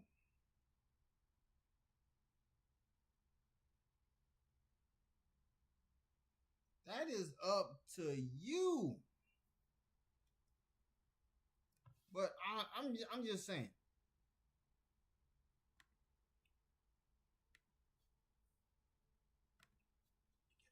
They want you to stay slaves and depend on that job and work for the next 40, 50 years of your life. And when you finally can retire with the little bit of money that you were able to save, you can enjoy it. You won't physically be able to do the things at an older age compared to when you were younger. The United States working system was designed for us to be slaves for 40, 50, if not 60 years and then die. And then what happens when you die? They take half your money because of taxes. Don't get me started on taxes. That's another scam system that they created to keep you broke. It makes no sense how we go to work, bust our ass, and then they illegally take money from our paycheck. And then when it comes time to file taxes every single year, they demand you to pay more money on top of the money that they already illegally took it from you. The American dream is to get the fuck out of America. Is anyone else completely sick and tired of living in America where you're expected to work your entire life? Like, we are not here to work. Our jobs are not our lives. Our jobs are not our purpose. Like, everyone asks me, like, what's your job? What are you doing with your life? Like, I'm just trying to save enough and get passive income so I can go travel the world and start my life. Like, everyone thinks their purpose is to work. Like, you get done with high school, then you go to college for 4 years, then you're $30,000 in debt, and then you're trying to find a job just so you can pay off that debt over the next 3 years. And then what? Then you're making enough money just to pay your mortgage and afford groceries and then pay for kids. And then before you know it, you're 60 and you're retiring and your body hurts because of your job and you didn't do anything that you wanted to do. And that's our life. That's what you're expected to do. And if you break out of that, then people are going to judge you and think you're weird or you're crazy or you're a hippie. I'm so sick of it. America needs to make a change. Something needs to change because people are not happy here.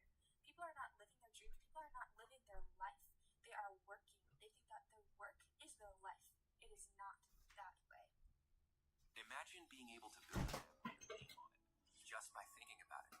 Meet Base 44, a complete AI creation platform. Describe what you want and watch it take shape. Y'all don't understand how fucked up America gotta be for you to work hard and still have no fucking where to go. It's just like, oh my gosh, when is it all going to end? Like, y'all, it's so bad to the point where even though you work, you more than likely can't even eat every day. Not even 3 times a day. Me, none. Yet they expect us to keep working with a smile on our face. Fuck all of it. I be seeing why people don't fucking want to work. They pay us a little bit of money, but make everything fucking expensive. I'll be damned if I'm putting my life on the line for $14, $15. And then the whole time, your ass can get hurt or die at the fucking job you're at. So now, you done fucking wasted your whole life being a hard worker to a company that don't give a fuck about what you got going on. Don't give a fuck that you don't have nowhere to go. Just don't give a good goddamn. And certain people will never understand the frustration. You guys will never understand unless you're going through it. There is no reason why hard workers can't afford to eat, can't afford to live, can't afford to pay rent. It is so much. And I just wanted to let everybody out there know, okay? If you are decided to bring your ass to America,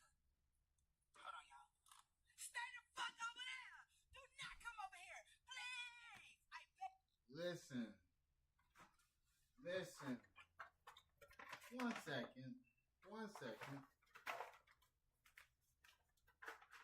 I'm gonna give y'all a story.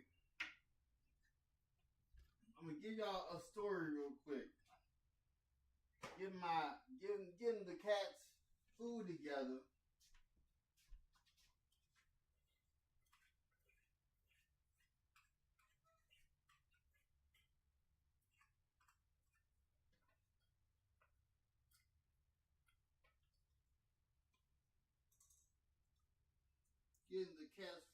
Real quick. I got a story.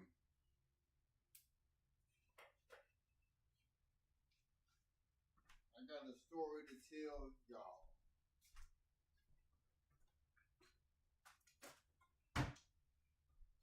Oh.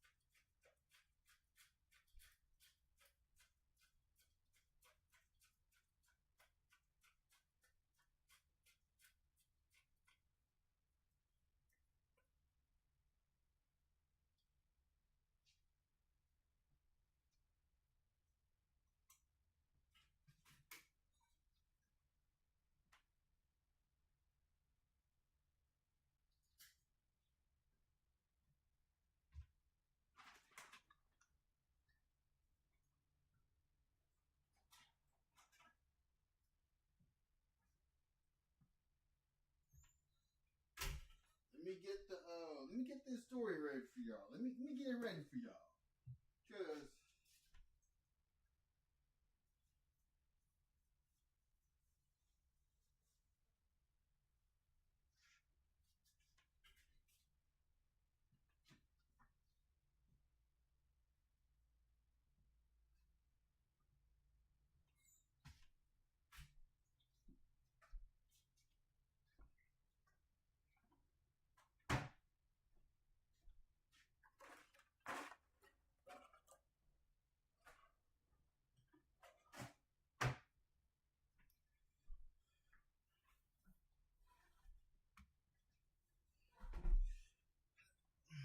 all right.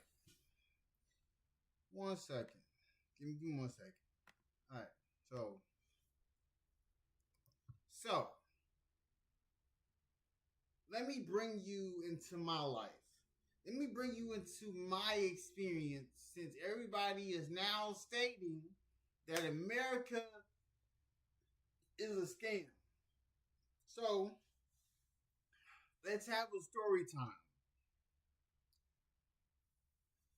When I said that I wanted to retire at 30, I actually meant that.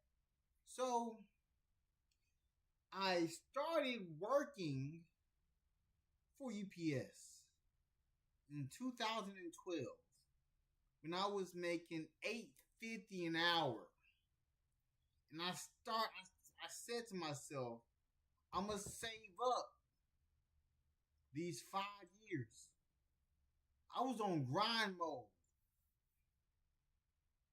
I had my foot on the pedal. 5 years. I worked at UPS, Amazon, and Papa John's at the same time.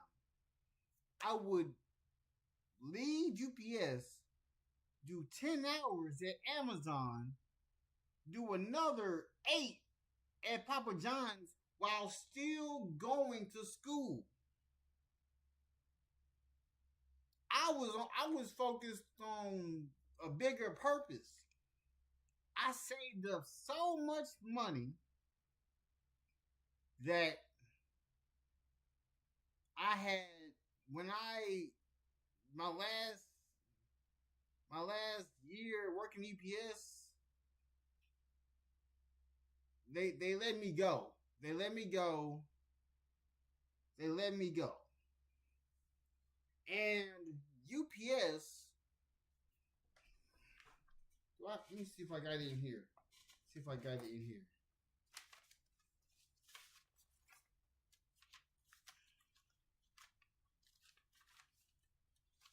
I'm gonna see if I can.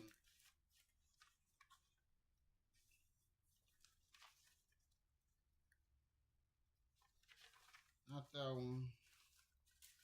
Not that one. Where's it at? I'm trying.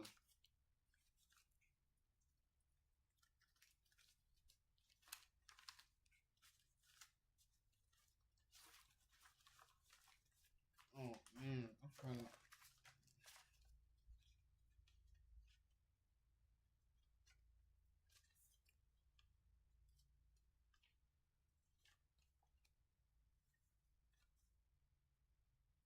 Alright. It's nothing but it's no rat. There's no rat in my cat. Alright? So my last time working, the longest I ever worked for a job, 5 years. I've been with my wife longer than I've been with the company. I've been with my wife for 10 years. We've been married for 5. I've been with her since 2017. I had made over my retirement, my UPS retirement, it's in my hand. I had made over $8,700. You know what I did with that money? I invested that money.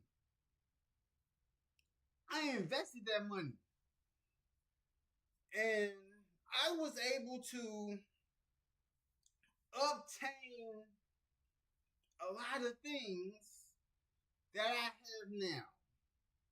So basically, everything you see in this house, paid for. Don't have to worry about nobody coming for nothing in this house. Nothing. And then the vehicles that got totaled, the Kia Rio paid off. The Kia Forte paid off. And now I'm waiting on another situation when I lost the Kia Rio. So I'm about to be getting more money than ever because I'm still feeling pain from the incident still, because it affected, because I already have scoliosis, but it affected it even more on the left side. I looked at the MRI, I'm like, oh, they did me. I'm done bad. Where I'm feeling my body is not how it normally was. So everybody that thinks that America's a scam, like the people in America who run America, they show you how to utilize America. And then people be mad at me because people be mad at me because I'm using what America is showing me what they do to be millionaires. I'm doing the same place. I started in LLC, and I'm like, it opened my mind. And then once I changed the way how I make money, like I don't work through my SSN no more. So all the work that I do is through my EIN. So you can't tie me to what I do. That is why people don't really know what I do to make money. Every time something comes in the mail, my business name is on it. My name is no longer on it. I got 2 different bank cards. I got one bank card is a business bank card. Another one is my personal.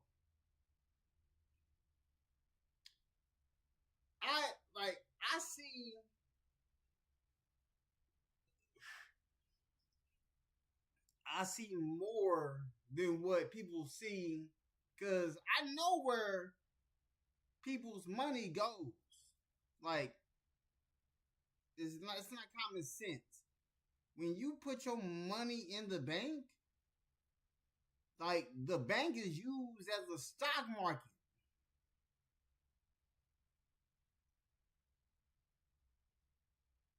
I'm just letting you know. Just letting you know.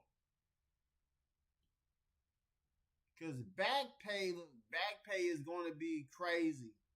The back pay I'm owed, the pain and suffering, the money I'm missing out on, like the months, cause it's different. Like once you own a company and you see how much you make yearly, oh yes, they gotta pay me. Out of all the months I've been missing, each month is adding up. Like the number is adding up. And I'm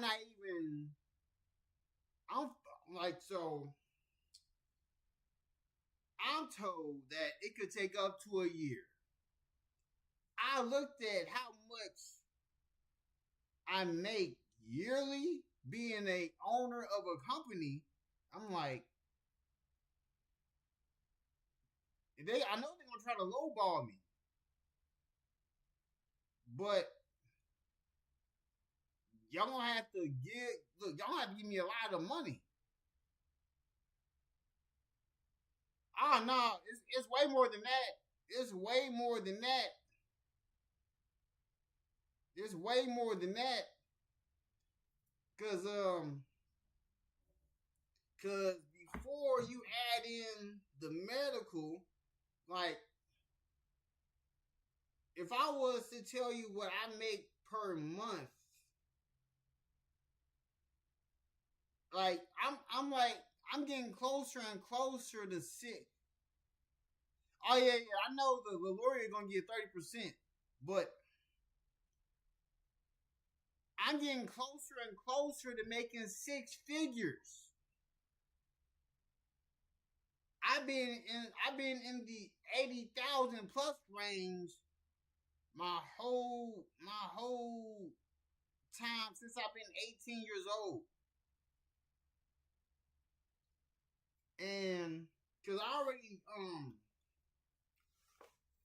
already wrote down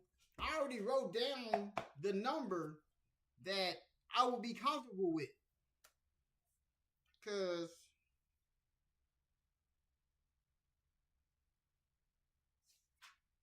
I already wrote down the number I'll be comfortable with. Cause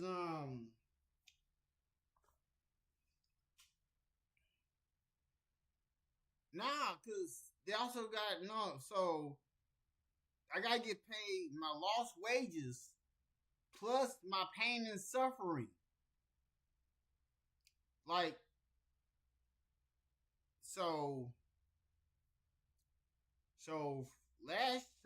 November, December of last year plus January, February, tomorrow's March.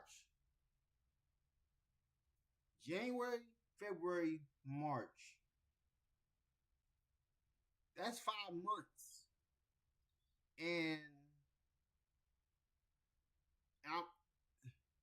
oh yeah. Like the month, like, listen, if I was to tell you how much I actually make, Like I make close to $93,000 a year doing what I do outside of this. Doing what I do outside of this, I make close to 93,000. Like, I'm knocking at six figures door. And plus, I was born with scoliosis. And the wreck messed up my scoliosis even more.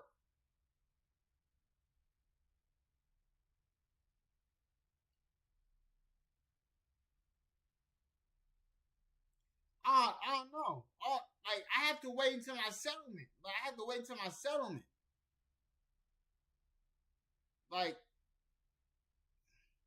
Like I'm not like I just paid for. I got my new logo is my new Never Late Medical logo is coming in the mail March 10th.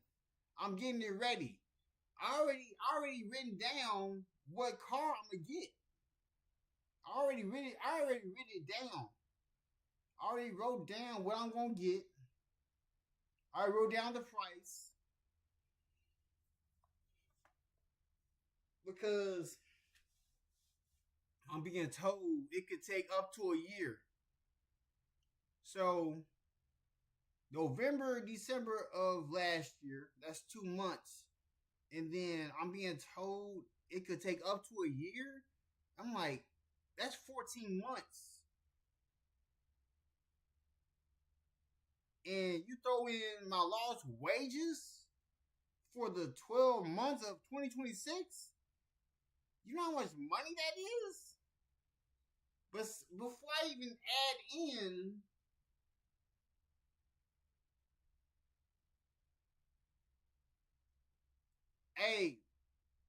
however long it take them, it's going to cost them more money.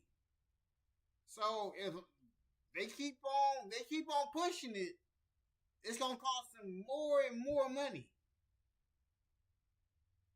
They're going to take it to the point where I'm going to be making a questionable amount of money.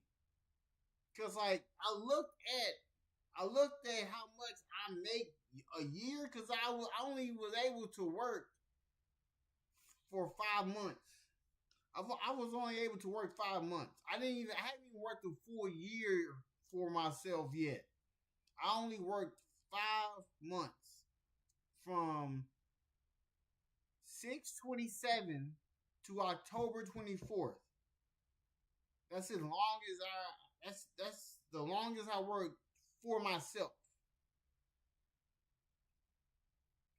So the 2 months in 2025 plus the 12 months in this year,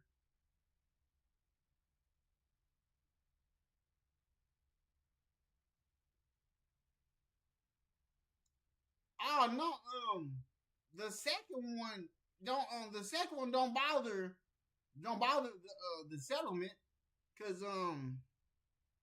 the second one, nah, it's not involved in this. That's a different bag. That's a different bag. That bag is different from this bag. Like, it's going to be a great time. And then plus, with my term life insurance,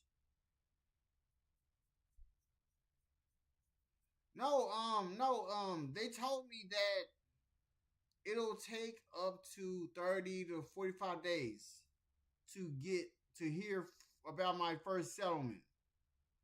But I know they're gonna try to lowball me. I know they're gonna try to lowball me for sure.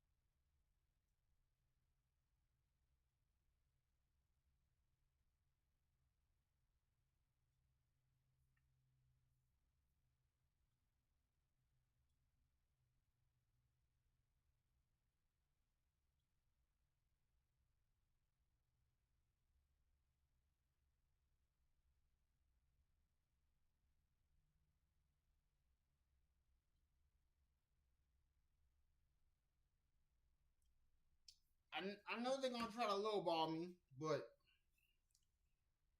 the more they push it out, the more they're gonna have to, like, my lost wages is insane. The type of money I'm looking at.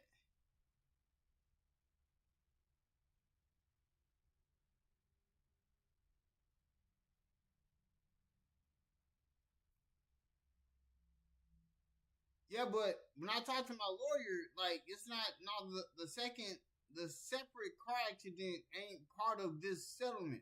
Like, they already sent my stuff off to the other insurance people. So they don't even know, like, the second car accident ain't part of the settlement. Like,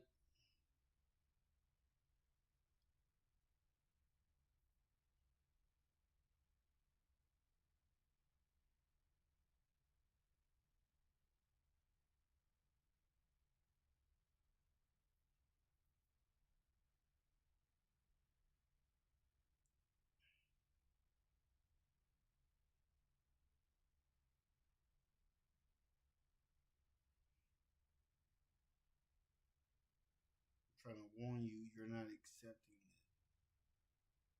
This is my first time dealing with doing a.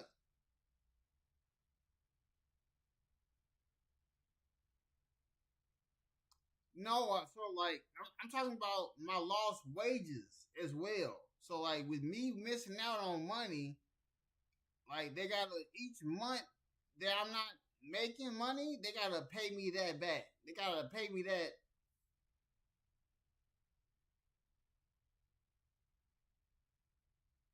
But I'm saying is like my lawyer doesn't. They I didn't speak to them. I didn't speak to them about the other accident because I wasn't the one driving. It was my wife that was driving the vehicle, and someone backed in. Someone backed. Yeah, like somebody backed into us the second time. Yeah, so like before we speak on the medical, like when you look at the lost wages.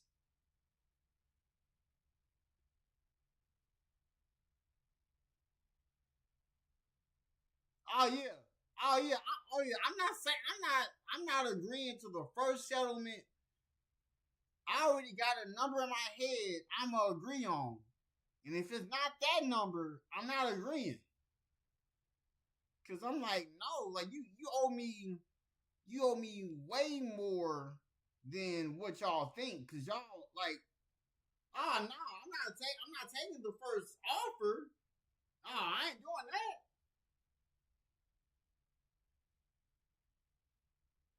I would never take the first offer.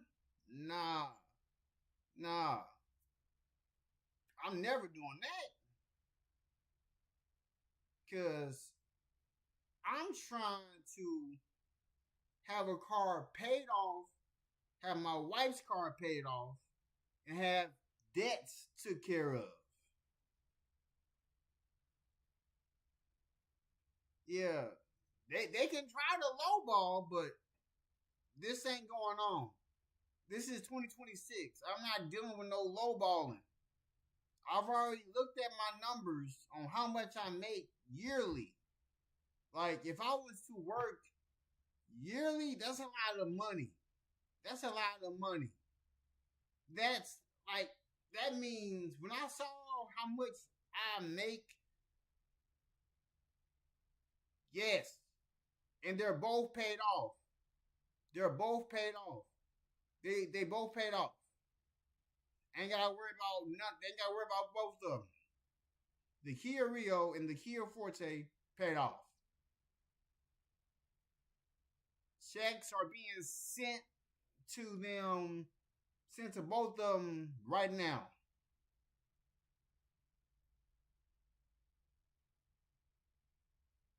Oh yeah, I got you.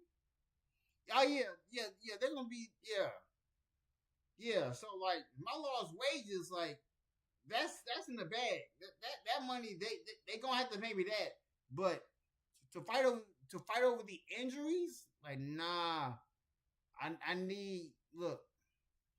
I'm hurting. Look, I'm hurting right now.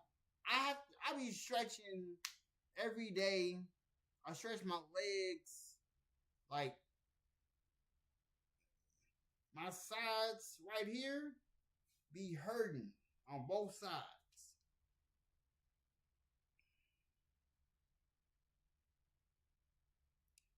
And before I like go down, before I like lay down and go to sleep, before I like go down, before I go in the bed and go to sleep, I stretch my body out. I do I do stretches. So the lost wages that's in the bag. The injuries is what's gonna be the conversation because they're gonna be thinking I'm lying. Like I wish I could lie about what my body is going through right now.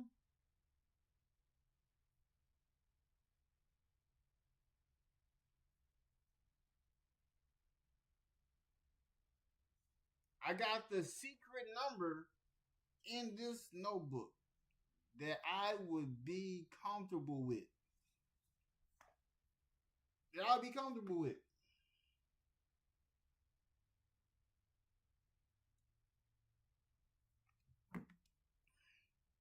So, hey, look, if they want to play the long game and they want to, hey, Burberry, I appreciate the help. I'm listening. I'm listening to you. I'm listening. Trust me, I am listening. I am not gonna take the first settlement.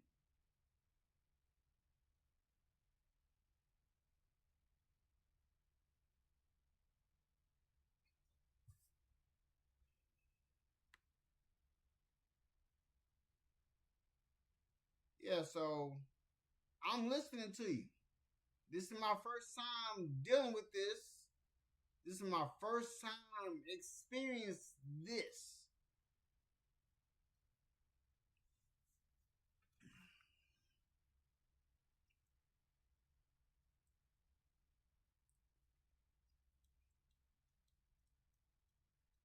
I appreciate the help. Well, all I know is they can argue over the injuries all they want, but I feel them. You can't tell me that because I looked at my MRI. I went to the pain specialist. I went to the chiropractor. They all saying the same thing. They all telling me that I'm owed money. And my chiropractor saw the difference in my body on where my scoliosis was affected even more. Because there was a time where, because, man, I ain't gonna speak too much more on it, but I'm about to see what number they come up with. Because I'm not gonna agree with the first one. Not gonna agree with the first one.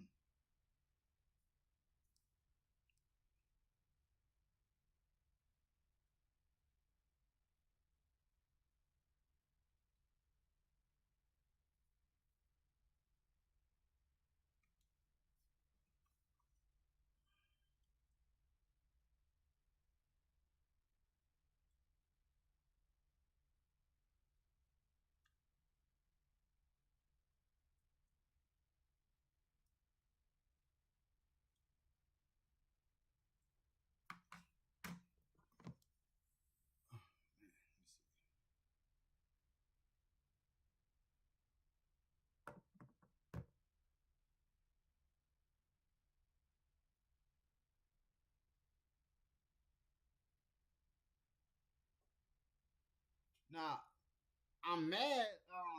I wish I would have just used my family lawyers. I need to give my family lawyer's number.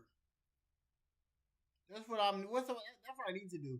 So I'm gonna need to get my family's lawyer's number to talk. I'm gonna man, because that's what I'm gonna do. Cause they can't be out here. They can't be out here being cheap like that. They can't. Nah. They can't be out here penny pinching. They can't be out here penny pinching.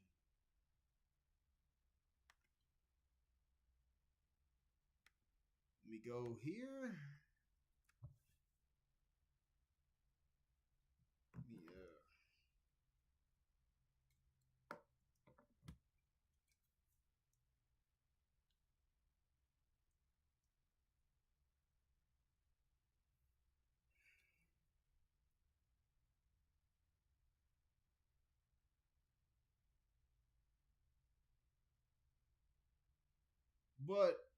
But what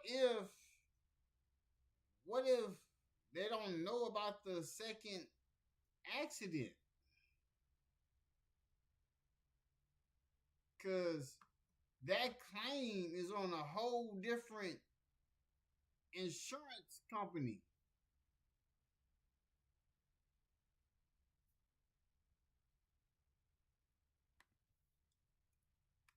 Like that whole other accident was on a different claim. So that's a part of my wife's claim with her insurance company.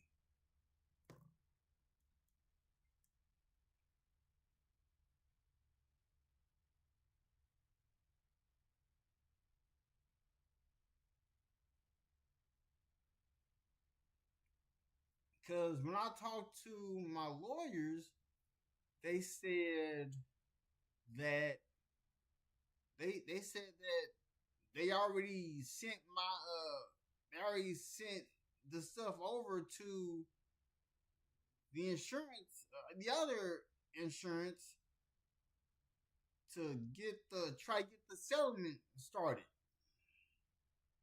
And I was told to wait 30 to 45 days.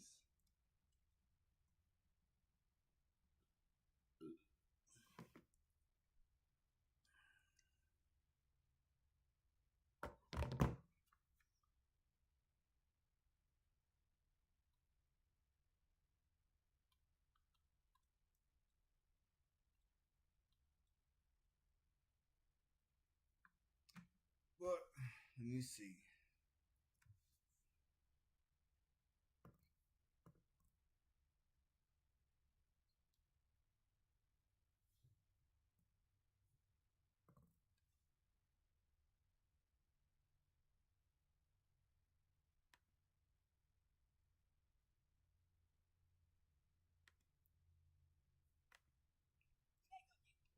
This shit sucks. All prayers to all my Americans, all my USA, you know what I'm saying, my cousins, all that. We gotta figure something out. This ain't gonna work for me. Your media is legally allowed to lie to you. Now, this is a reality that isn't the case in many countries, right? But in the United States, the news has no obligation to tell you the truth. In fact, if they lie to you, they will get rewarded through viewings, right? They get more views if they lie. Now, everyone's competitive, and they are entertainment. Your news is not news. It's entertainment. They're trying to get ratings. They're allowed to say whatever they want in order to get you to watch. It's the same with advertisements. They're allowed to lie. It's the same with the police. They're allowed to lie during an interrogation. America today is a nation which rewards freaking liars. Politicians are allowed to lie and they will not be held accountable. That's not how it works in Europe, not where I was at, which is Europe, European Union. People are held accountable. You can't lie as a news agency.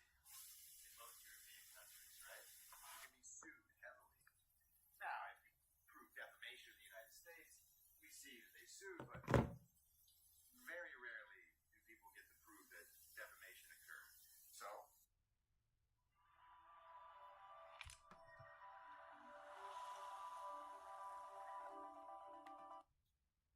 the news openly lies. Joe Rogan. People get their news from him. He's an idiot. Now, I love Joe. Well, I used to love Joe. Now, he's too dumb. And he has no responsibility. And even when he's proven wrong, he won't admit it. And the news are the same way. They're proven wrong, they don't admit it. They just go about their business. So you live in a country where you have to source your own news. And if you don't, you have to accept the reality that any opinion you form based on the information that you receive from the news is allowed to be a lie. They have no obligation to say the truth. And if you think about that, it translates over to medical, to advertising. Doctors in America can prescribe you meds you don't need because they get kickbacks from the pharmaceuticals. I remember one time I went to a doctor for something basic. I was 18 years old. Routine checkup, Ohio. And he said, "Do you smoke ganja?" He asked me if I did drugs. I was like, no. What about weed? Do you smoke weed? I was like, "What?" And then he said, "How often?" And I was like, wow, pretty often at that point.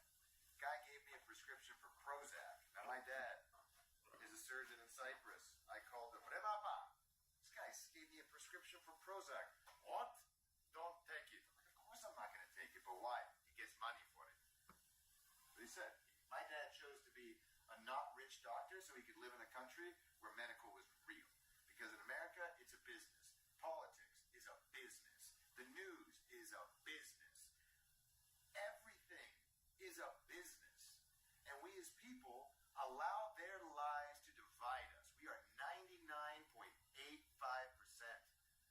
99.85% the exact same people. All of us, no matter your color, your race, your ethnicity, we're separated by 0.15%. 0.15%. If I took my whole meal that I'm making here today and said, okay, what's 0.15% of that meal? It's that little piece of yellow pepper. Barely, no, I tasted it's tasty because my food isn't poisoned here. So they're allowed to lie to us. They separate us.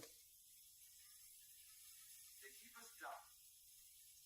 And we buy it and fight. Right now, even people who know this will go to war with someone on the Trump side. And the Trump people will go to war with the people on the right side. Why? They're lying. We need to help. We need to hold them accountable.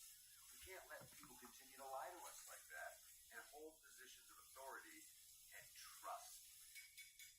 Something called the God factor. When there's an authority in the room, I'm not a doctor. My dad is. I'm not a doctor.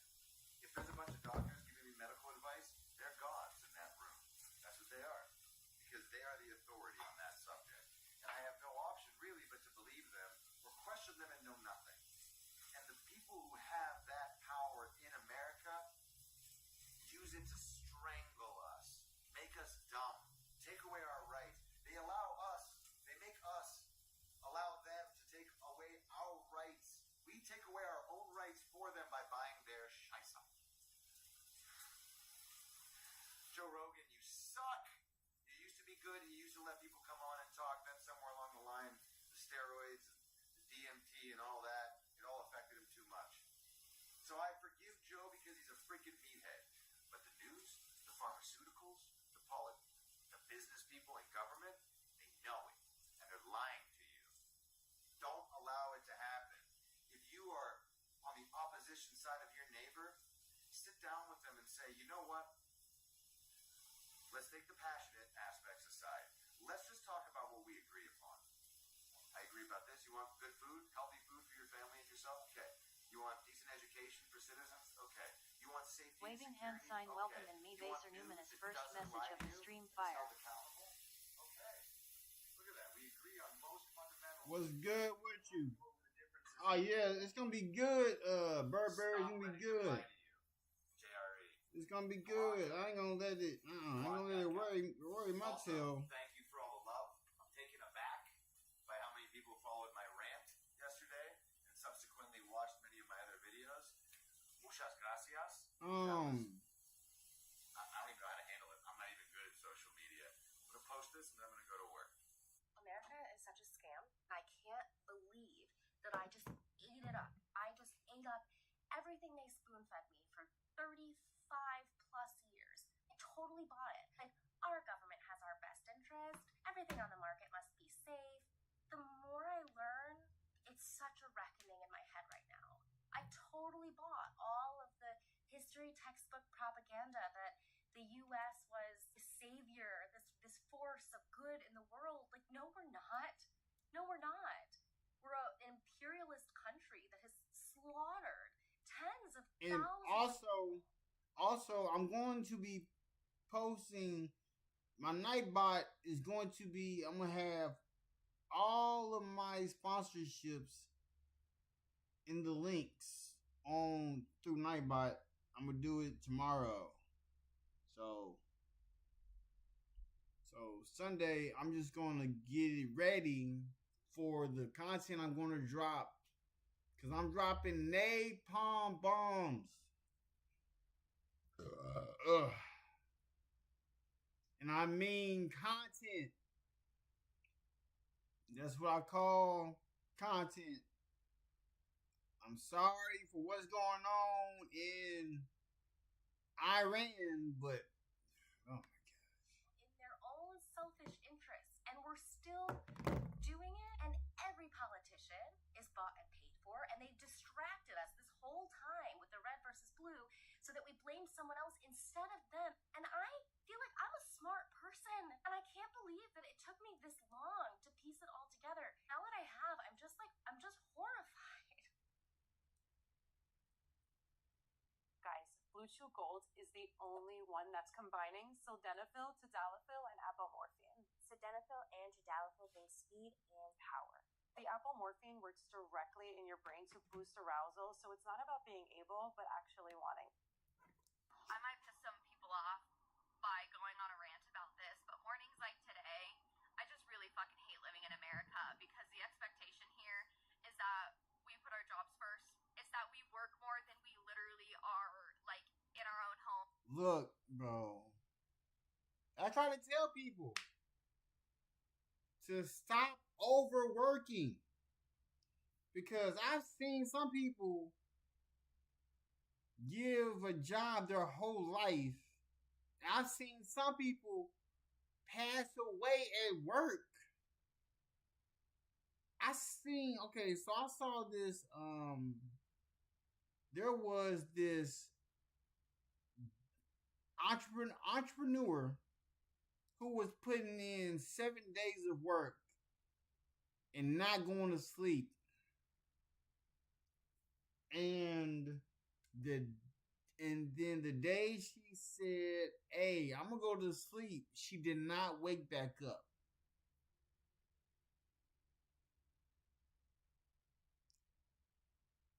What's more important? Time is way more important than money. Because you can't get time back. Every day you are given 24 hours. You're given 24 hours. And with our own families and our kids. And I'm just really angry about that because I go to work and I miss my kids, and and this is coming from a person that I love my job and I love the people that I am around during my job.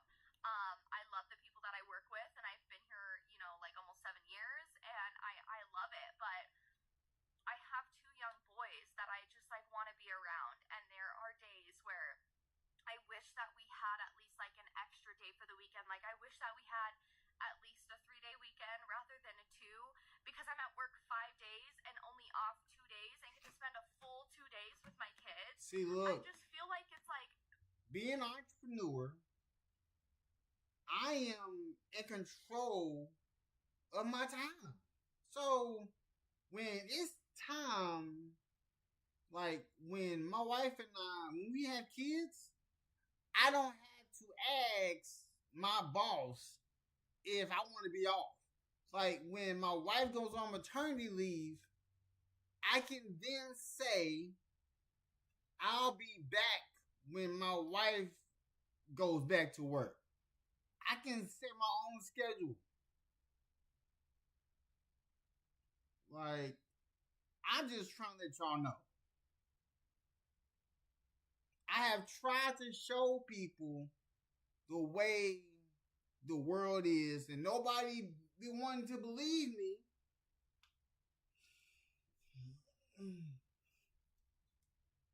I'm just saying. Madness. I feel like it's crazy. It doesn't make sense to me. I am, during like the times that I am awake, I am at work and working more than I am with my own two boys, my own family, and that breaks my fucking heart because I feel like I'm blinking and they're just growing up and I'm like not a. Cause I know when I have kids, I don't want to miss nothing. I want to be at every game. I want to be at every, whatever they're doing. I want to be there. Baseball, basketball, soccer, chess, lacrosse, hockey, whatever they want to do in life, I got to see it. I'm just trying to tell you.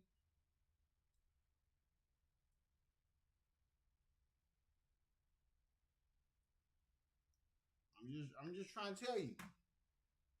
Like, we only got one life to live, and I've always wanted to be a dad. I'm already a husband, and I already have a loving wife. So, like, case in point, like my wife said, it's too nice outside. I want to go to the park. And I'm streaming at the time today, and my wife went and got us Cubano sandwiches at this grocery store. She got the Cubano sandwiches with the drinks and drove to a park. We had a car picnic in the vehicle. We went to the park. We ate. We took pictures, and we enjoyed each other's time. Now, if I was working a 9 to 5, I wouldn't have been able to do that. Like, you know how much of a blessing it is to not have to answer to people, where I'm able to just do as I please. Like, I don't have no sleep schedule. Like, I set my own schedule. Like, I'm on the other side. Like, I don't work through my social security number no more. I work through my EIN number. Like, anything that is business related, my business name is on it. I'm just saying.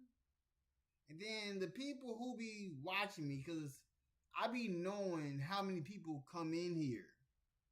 Even though you just peep in to see what's going on, then you leave out, the number still tallies up.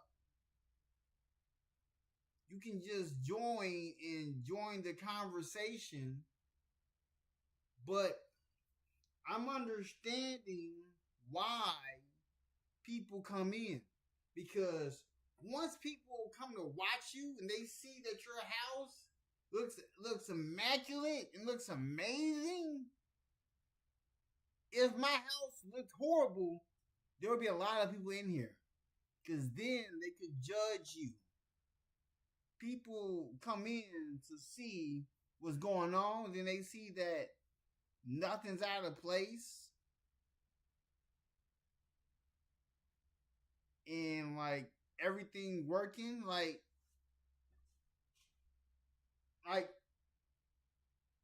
this what's it called? smoke detector. Got the second one taken care of. The second smoke detector is on the wall, brand new. Got one more to take care of. Got one more to take care of.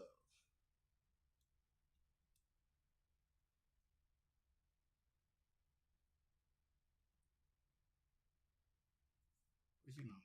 Part of it, and I know that might sound dramatic or ridiculous to some people, but like, I feel like I'm not a part of their lives because I get 2 days off, and then like we're expected to like take care of our mental health and like go get our nails done and go get our hair done and like go take time for ourselves. And I'm like, how do I take time for myself when I'm already away from my kids as much as I am? It fucking Like, I look, if my wife and I have kids, I don't we like there is no one in America who can tell me I'm not. Why would I go work a 9 to 5 and I'm here trying to help build our kids up? Like my wife and cooked.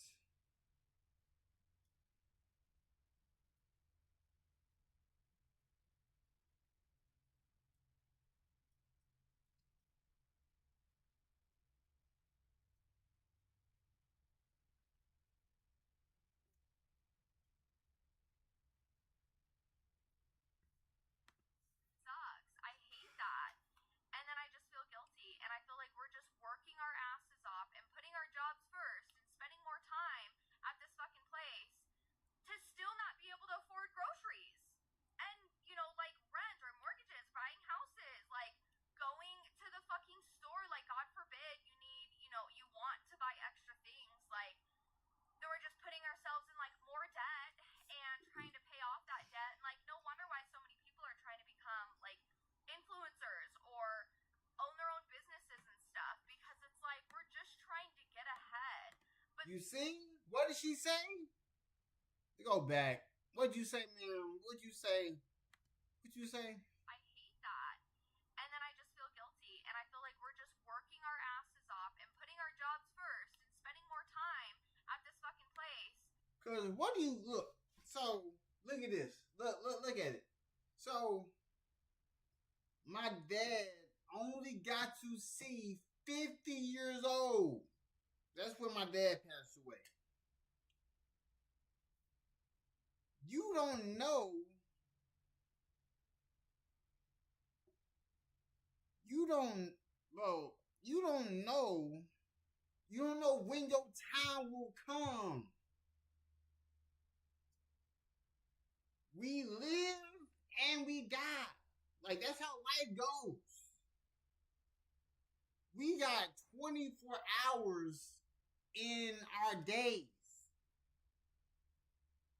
When they told us in the beginning, you can be whatever you want to be in this life. And then I saw that to be reality. I see people who are on fake horses making 6 figures. I see people building Legos making stupid money. I've seen people doing the dumbest type of job and they're making money. Like, to still not be able to afford groceries. Waving hand sign welcome in Darvin Ham XO5 at first message of the stream fire. What's good with you, Darvin? Like, God forbid you need, you know, you want to buy extra things. Like, then we're just putting ourselves in like more debt and trying to pay off that debt. And like, no wonder why so many people are trying to become like influencers or own their own businesses and she said influencers and own their own businesses. Let me tell you, when someone showed me, I showed it to myself. Before I created all these other LLCs, I started off with Intruso. That was the LLC that made it make sense. Like, yeah, this is the route I'm taking. Cause I helped somebody start a business for free.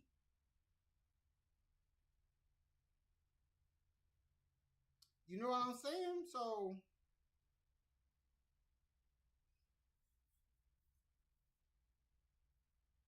like, gotta make it make sense.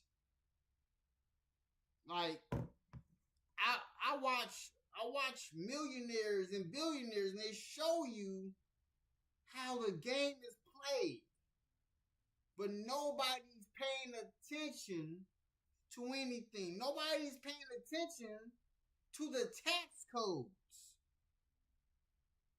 I'm doing the same things.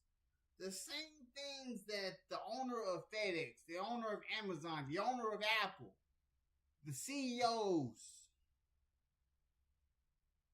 Like, you know how many hats I wear? You know how many hats I wear? Let me see real quick.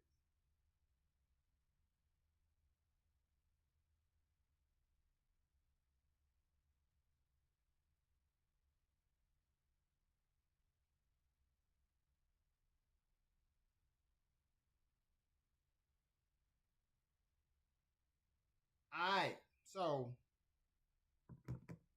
right now, not only am I a CEO, I'm a COO, a CCO, and a CFO, and an intern. I'm all that in one, doing my media company. And a lot of people ask me, how are you doing all this? You're just one person. And I'm like, I got 24 hours. Y'all worked 8 hours of y'all day to a company. Y'all got 16 more hours to spare. Y'all could turn that 16 into getting back your 8 that the job took from you. But y'all don't want to do that because when I was working a 9 to 5, like my last job I used to work last year, they told me, they said hold up. Let me bring the camera to me to let y'all know I'm not BSing you. The job I used to work before I started working for myself, they literally told me to my face that I'm overqualified.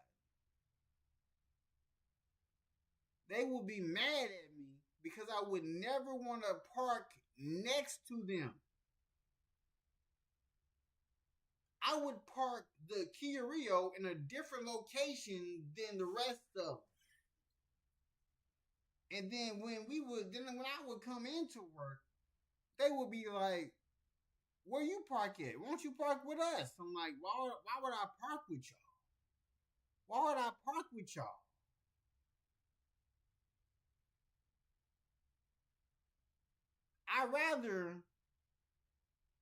I like parking by I don't want to, because they want to make it seem as if we a family. Like, nah, we not real family. We not real family. We just people that meet each other at this job.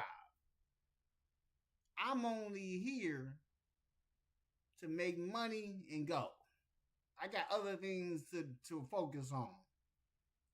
And a lot of the times, they were ordering out food. Then they would ask me, where your food at? And then I would be like, my wife is bringing me food to me. I'm getting home cooked food. I don't DoorDash. I make money doing DoorDash. I don't eat DoorDash. I don't get food delivered. Every time I'm streaming, y'all have never seen me order no food. Y'all have seen me make my breakfast and my lunch. Y'all have seen me open that refrigerator. I don't know. That's not something I do. That's not something I do.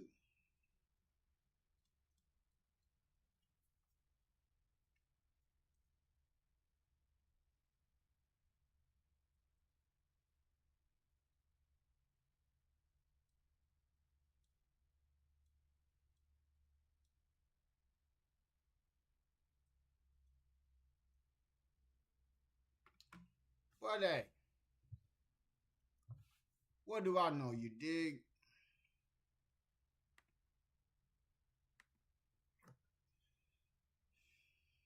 What do I know?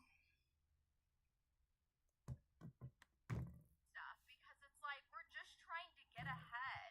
But then you come online and you don't even know who to trust because people are just completely dishonest or dramatic and like, yeah, over dramatic trying to sell you shit because they're trying to make an extra penny. And it's like, get your bag. I'm all for that. But like, you don't know what you can trust and you don't know what's true, what's a lie, what people are saying just to make money. And it's like, I get it. I fully understand. Like, that's another thing is like, there's so many opportunities that I have been given, but I have.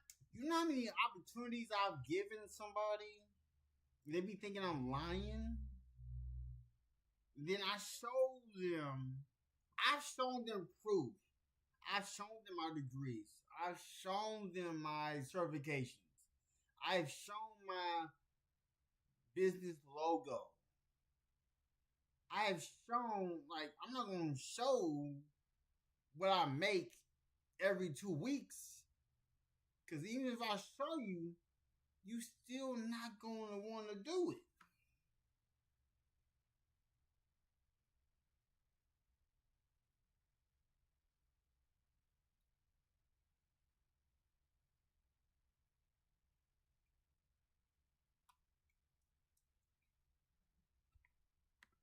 Not taken because I'm like, this isn't up my alley. Like, this isn't my thing, and I don't want to be dishonest. And so I'm like, is that what we're all doing? Like, we're all just fucking lying for these companies and selling shit just so that we can like make some extra money to like get out of debt. And it's like, do I do that? No, because I'm an honest person.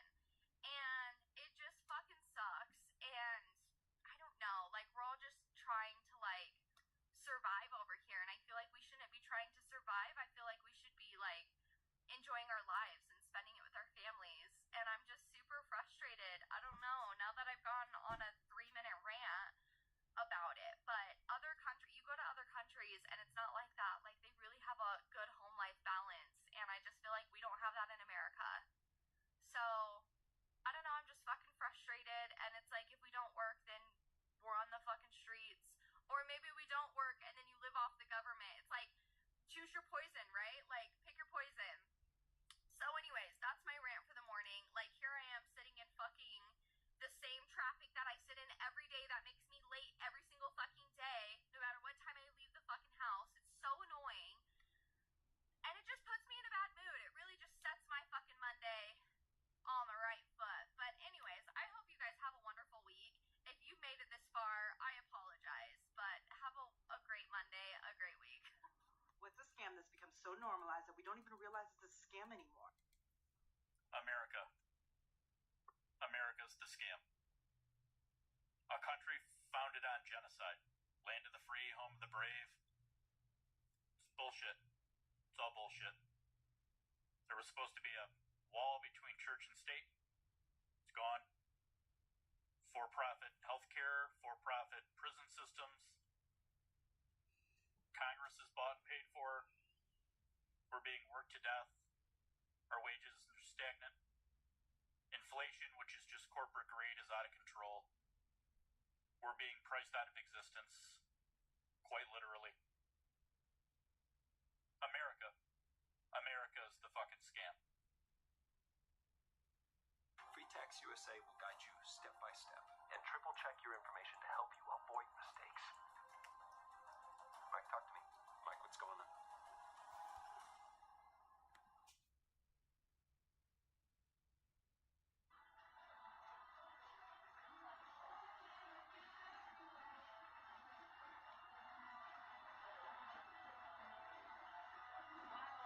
Here's how gambling changed my life. For the worse, not for the best. It all started with my addiction with this stuff. I've been that big of a gambler. I lost $1,000 playing CeeLo, a couple $100 sports bets. But doing this stuff alone in my room, I would get bored. So I would...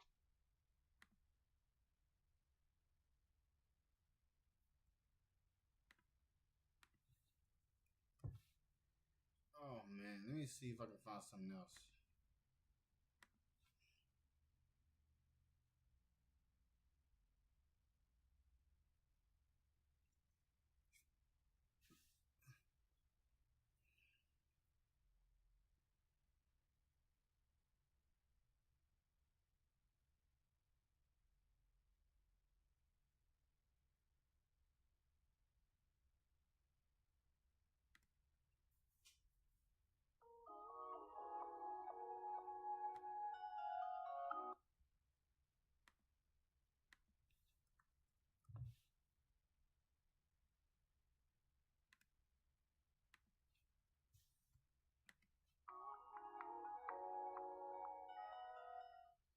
Social media has apparently ruined humanity.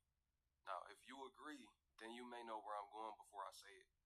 If not, then I'll give some insight, different people's opinions on how it's ruined the world completely. Without social media, the world was a better place. I call social media its own matrix. You can be who you want to be on social media. You can say what you want to say behind a screen name, right? You got trolls, the whole nine. People going broke to look a certain way on social media. Communication is not the same no more. Family members won't reach out to you, call or text you. They'll see you on Facebook and think that's communication. Oh, they know everything going on in your life without interacting. It's weird times. Social media is really a strange place if you're not using it to educate yourself or to promote yourself and make some money. Family, you already know what they're doing. If you're brand new, 2 thumbs up this video so YouTube can push this content out. Smash subscribe to join the tribe. And ring the post notification bell as well. Alright, let's get into it. Let's talk about it. Social media fucked up everything. It fucked up everything. Marriages. Everything. At first, you used to just see the niggas at work, you, and that's it. And come home. That's all she had to look at. Now she got about 30,000 niggas to look at. You heard me? So when you don't... Bro, my woman, she come home. She let me know any dude that tries to talk to my wife, I know about it. I know about it. Any dude that tries to talk to my wife, I know about it. She let me know about it. Like, what?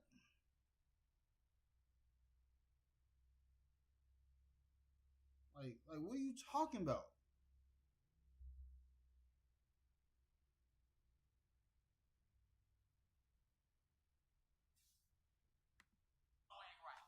And she hypnotized by all the other people getting shit on Instagram that she ain't getting.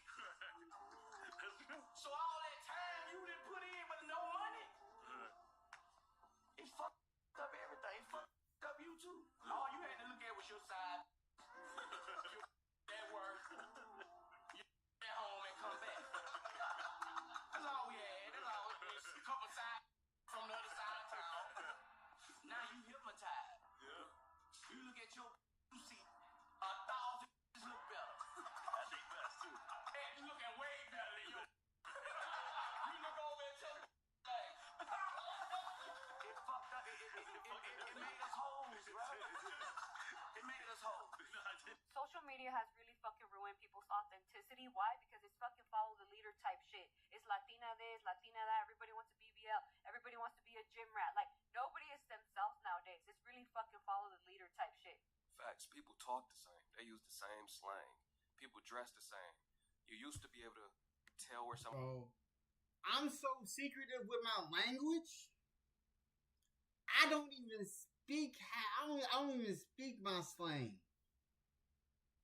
I'm not gonna speak it until I am the one that trademarks the language.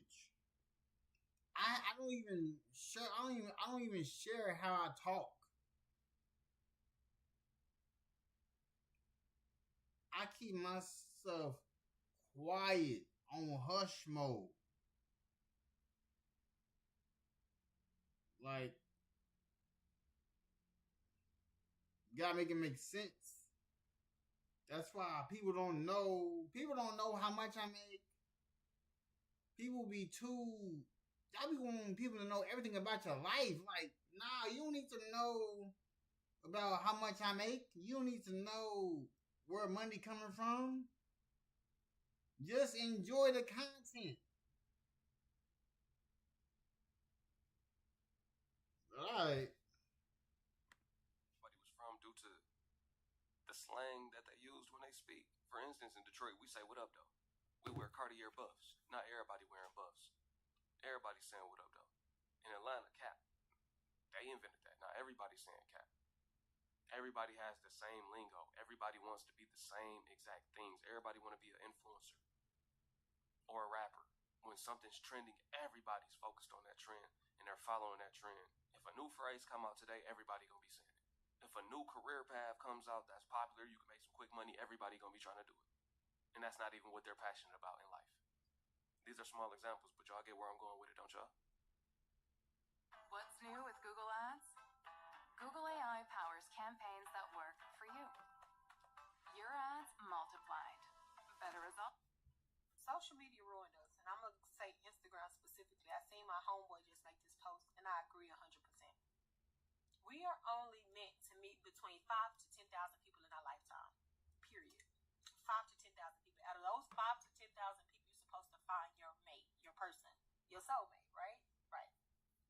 Instagram has given us like the notion that people are disposable. Like we can just throw people away. I'll get another one. I'll get another one. The same way jobs treat you is the same way that y'all doing on social media.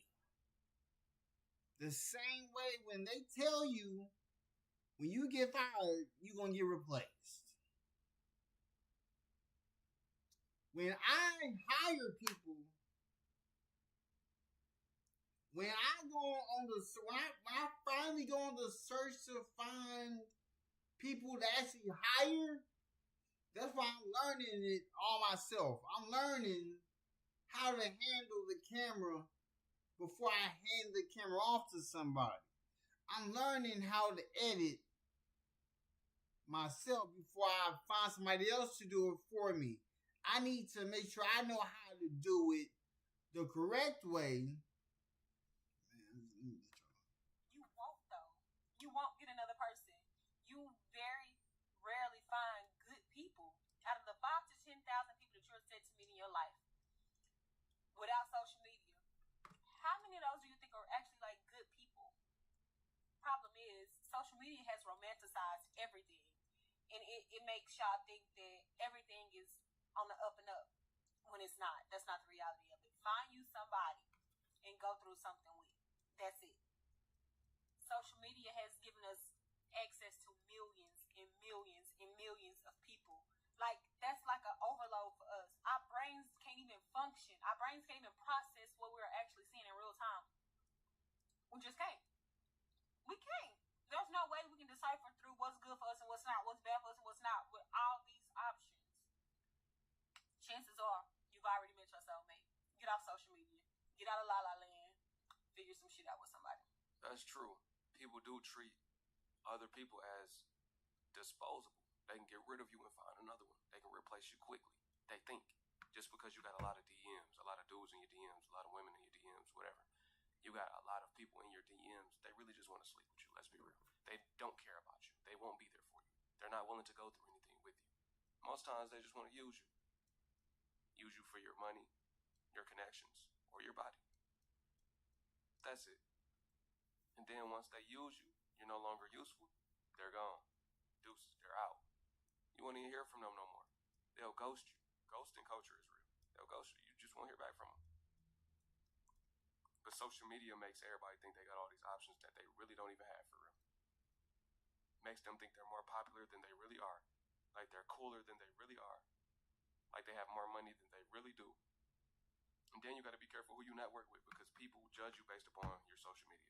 So most times if they see you, they think you got money, you broke. Man, look. When I was working at 9 to 5, the job I used to work last year, they put me on a pedestal. They was like, once they saw my TikTok, they was like, you go viral almost every other day. I'm like, I'm sorry? I'm like, because when I'm on TikTok, I'm just fishing. I'm fishing to see. I drop 6 or 7 different topics every day to see what people are watching or what people are gravitating to. I got some videos on TikTok that hit 100, 200, 300, 1100, over 3,000. Like, I got different variations. I'm not giving y'all the same episode. I'm giving y'all new flavors every month. In March, I'm dropping creators. I'm dropping pressure. I was just dropping 6 or 7 videos a day. I'm about to double it for March. So for Sunday, tomorrow, March 1st, gonna start the run.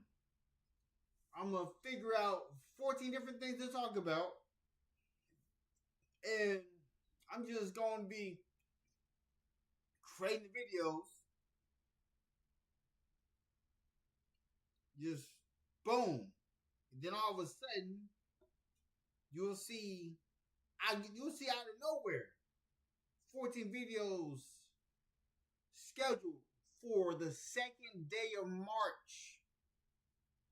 Watch what I tell you. I show y'all, I tell y'all what I'm going to do, and then I do it. And then y'all be surprised that, wow, he actually said what he was going to do.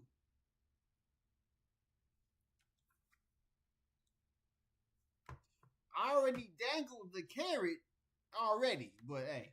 Or they're comparing you to the next person who they think has money that's really broke, but they're flexing online. Like I said, it's weird times, it's weird space. Social media as a whole, you have to detox from it. You have to get off of there to get your mind back in order from time to time. Many people are giving up on it completely because it's a fictitious world of its own. Like a mini world within the world, if y'all get what I'm saying. It's its own little realm. One thing about it, 2 things for sure. Apparently you can go from 0 to a complete site in just a single prompt with Wix Harmony. I don't know if this is going to be possible. Or vibe coding meets drag and drop freedom. We'll see about it. If you want to guys people, you know what I'm saying, and you just now realizing you want to guys people, let me let you in on a little secret. Do your homework on solitude. If you don't know nothing about it, you're going to learn about it real soon. And when I show people how I actually live, some people didn't believe that this was even possible. They like, why don't we hear the smoke detector go off? We normally hear that. I be like, I change them out. You don't just keep it beeping, because if it's beeping, that means the battery died. That's why you take it out. Turn it off. Go buy another one at the store. You can go to Sam's Club. You get I think a 4 or 5 pack. And you just take out the old one and then put in the new one. And they last for 10 plus years. I'm just saying. I'm going to keep it a book. I like being alone, but I have to be alone. because I see beyond the surface. And as far as ain't nobody finna be around me playing. I can't, like, once you become one of God's people and you really realize what God is, you know, like God is putting your pride aside. God is being honest with yourself. Like, let me tell you this. I found my wife on Tinder. And when she saw my description on Tinder, she was like, "You gotta be lying." I'm like, "Lying about what?" She never met nobody who had degrees. Cause she's always dealt with dudes who sold drugs and did this and that. I'm like, no, I work. Like, I'm an entrepreneur. And my wife told me that she took a risk and it paid off. Meaning, the reason why my wife got with me was because of my ambition. Look what my ambition did. Everything in the house paid for. Her phone paid for. Like, I don't look. I'm just trying to tell y'all. Like, the washer and dryer paid for. All the things that we used to like, the vehicles that we used to have that were total, they paid off the credit. My wife in something new. Right now. Like, it don't matter. Like, it don't matter what happens in this world. Like, just because y'all don't see me, like, I don't have to work under somebody else. If my wife says she needs this, and this, all my wife know is that I'm gonna make it happen, and it happens. I'm just letting you know. I don't be lying on social media.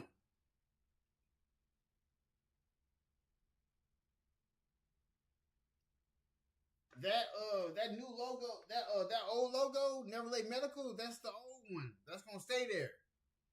The new one is amazing.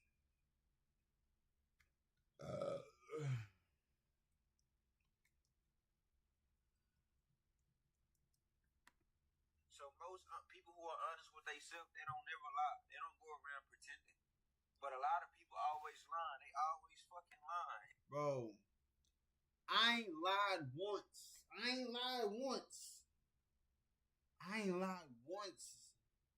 about anything that I do.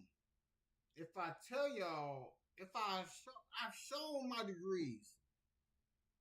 I've shown my certificates. I've shown that I do what I say that I do. I've shown that I've done 10 years of work for DoorDash. I made more money off this phone in my hand. I used to have an iPhone 12. This is an iPhone 16. I didn't get the 13, 14, 15. No. I'm going to use this phone until it don't work no more. I don't know how many years that's going to be. But right now, I'm about to be 32. Next year around the corner. So not only do I got money the money I'm about to get in this year is going to be astronomical. Then the money I'm going to get next year after, we up.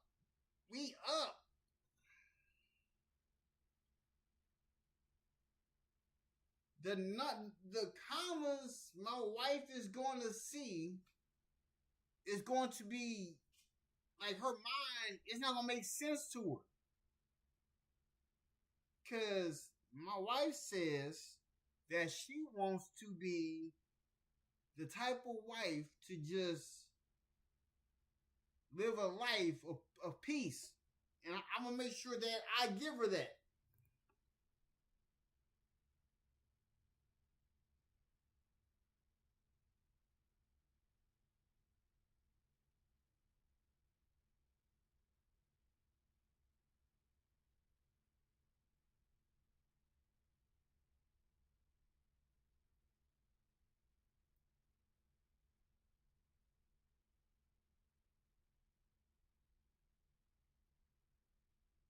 I got. Hold on. Why is this at 0 views? It's under review. Why is it under review? That's why it says 0.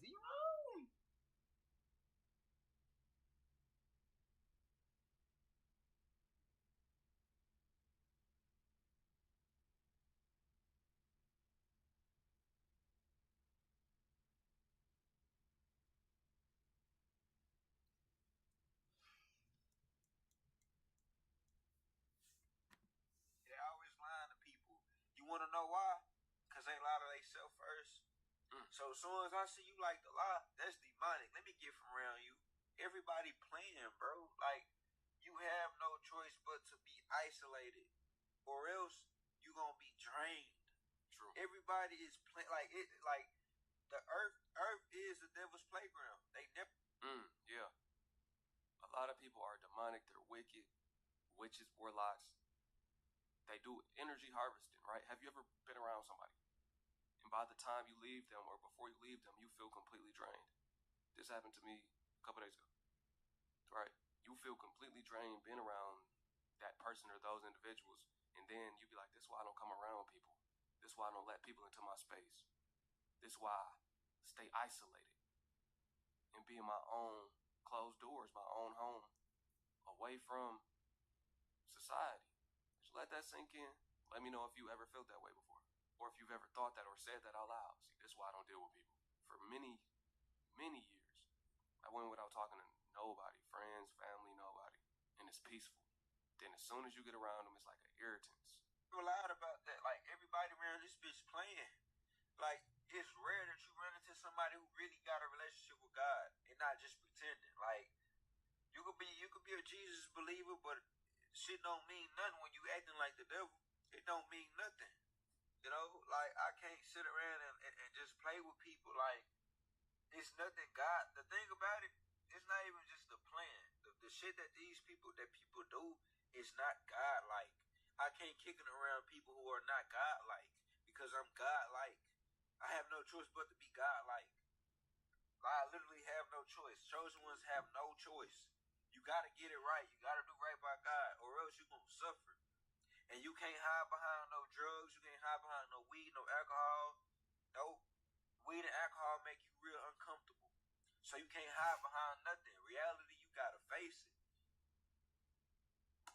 Whoa. What's that? I just I'm got the getting button my- out from base 44.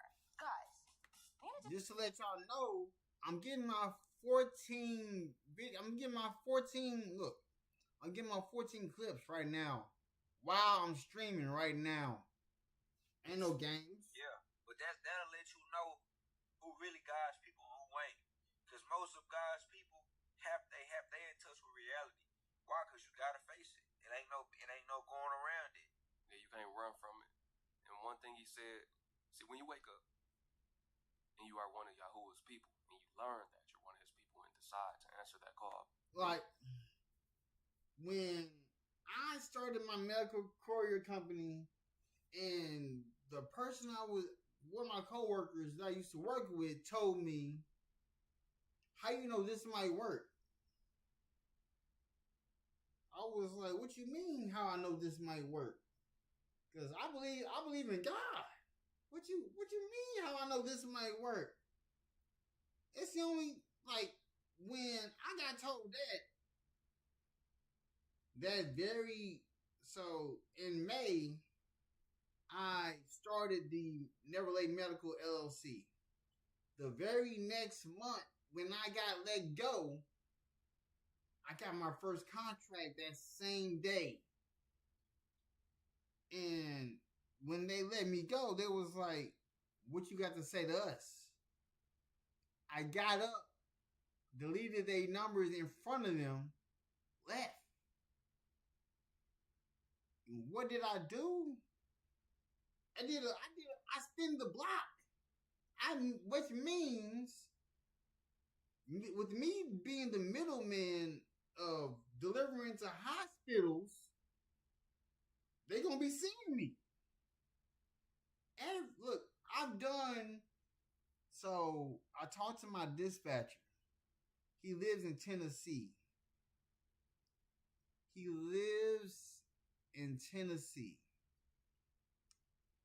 He told me the number of runs I did from June 27th to October 24th.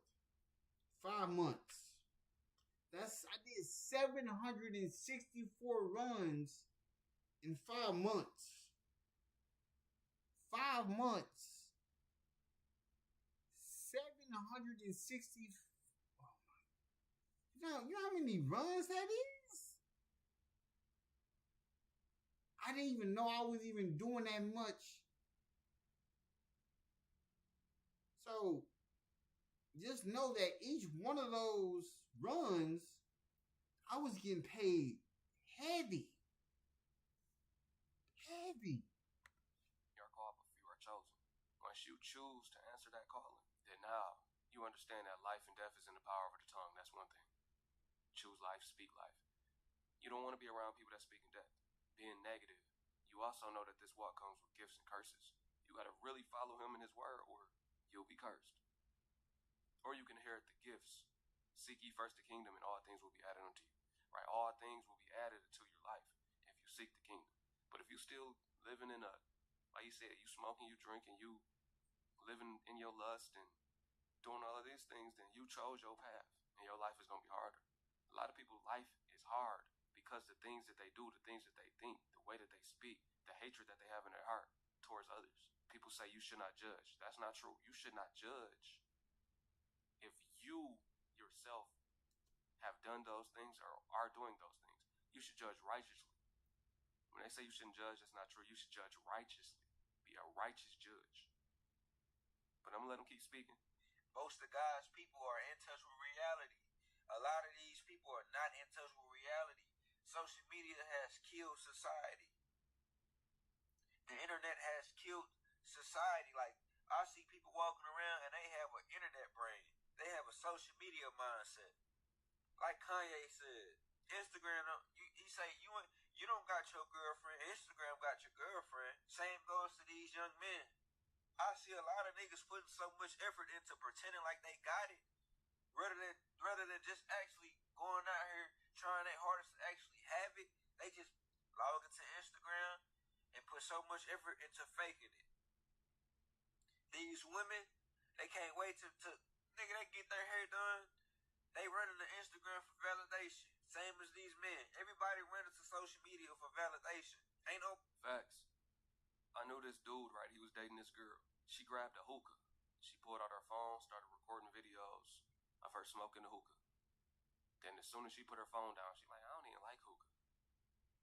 I'm like, wow, that's how fake people are for social media, and that's how fake social media is. People will be a completely different person on social media than they truly are. They're scared to be their true, authentic self. Somebody else. This dude I know. He been stopped smoking. But on his story, he putting videos up smoking. Then he puts a status up saying, I haven't smoked in 6 months. Why every day are you posting videos of you smoking? Trying to seek validation. Why are you living with somebody right now, but you posting videos like you got your own place and you doing good in life? Why are you flexing money when you begging me for money? What's new with Google Ads? Google AI powers campaigns that work for you. Your ads multiplied. Your performance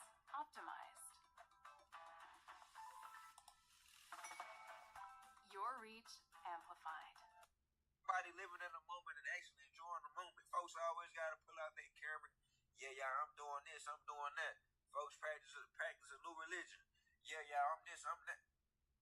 Why the internet gotta see everything? You know what I'm saying? Like, what be to y'all? Like, I don't even, majority of my business, I don't want it. I'm not even on it. Bro, that's what I'm trying to tell you. Social media is ruining everything.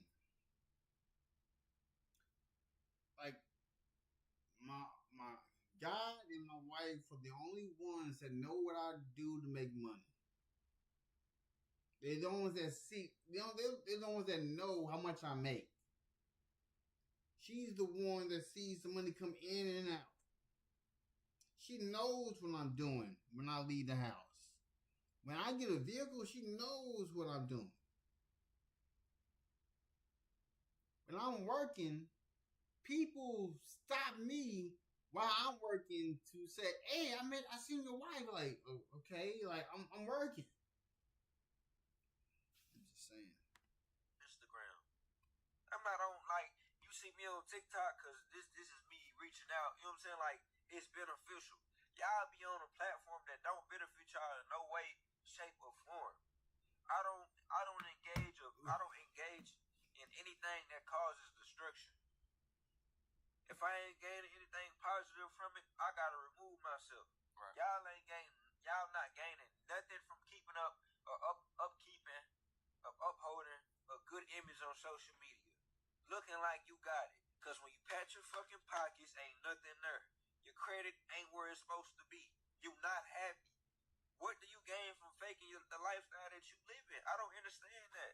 Facts. And it's all fake. Even the celebrities, their lifestyles be fake. It look good for the internet. Bro, if I told y'all about these celebrities, like the deals they got, the money they making, that's not their money. Majority of these celebrities are living off of loans.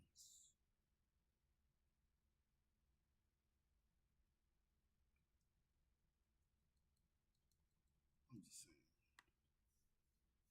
It's a known fact they gotta keep up their image to make people like them, to keep people liking them, rather. Most times they depressed. That's why they're abusing drugs. They don't really got it like they showing. Everything has been loaned to them by their label. Same thing with friends and family, whoever, on social media. A lot of times they're acting one way, but they're not that way for real. You come around them and you be like, this is completely different than what you posting online. You live a completely different life. And like he said, certain things, like even where I'm at right now, I really don't post it or show it. Like, and I gotta, since I do social media, I'm like, I guess I gotta get some clips. But certain things you gotta keep to yourself, man. And I really detach from social media a lot. I don't be on there for real. It's just demoralizing and a toxic space within itself, right? I could be doing something better with my time than scrolling. I don't get on social media and scroll. What am I doing? I'm wasting time. I should be learning something. I should be putting work in myself, right? Yeah, social media has ruined humanity, man. Drop it in the comment section below if you agree. Matter of fact, I want to hear y'all's opinion on how it's ruined humanity from your perspective. That's what I want. And if you made it to the end of the video, comment, I made it. I made it. Comment that as well. I appreciate y'all for tuning in. Once again, it's your brother YT. I'll catch y'all on the next one. Peace.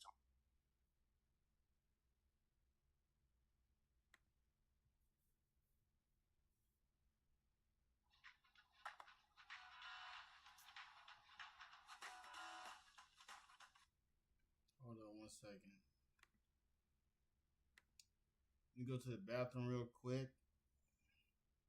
So, be right back. They wouldn't believe me. They wonder where I got a drip from. I told them it came from a bottle of Fiji. They wouldn't believe me. They wonder where I got a drip from. I told them it came from a bottle of Fiji.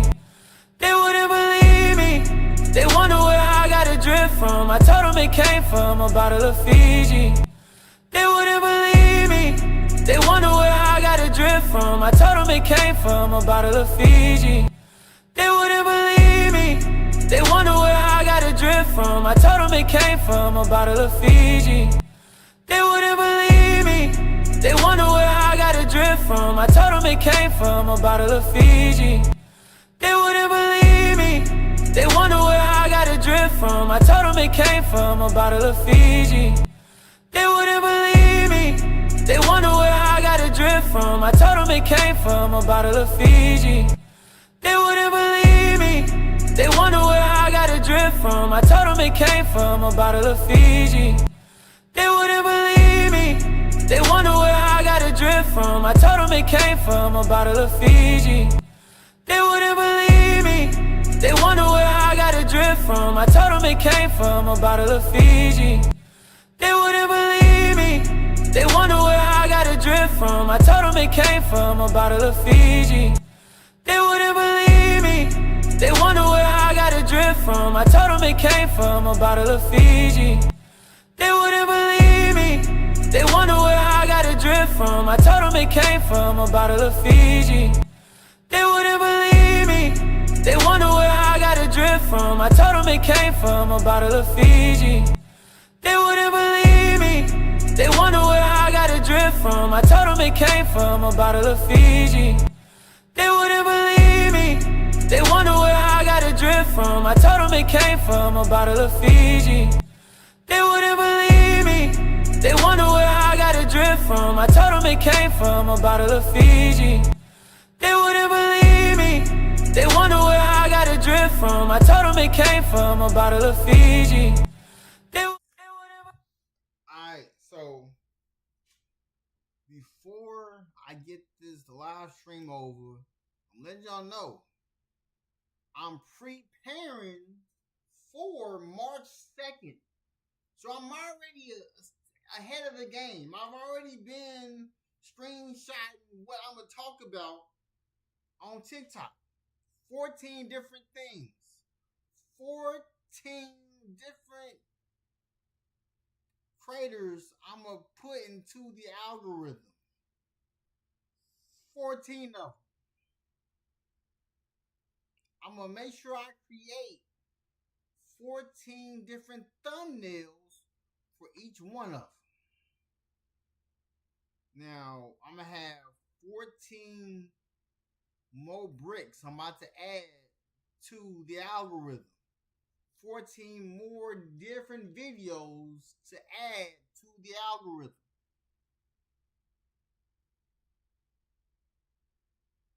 Let you know. Let you know now. So,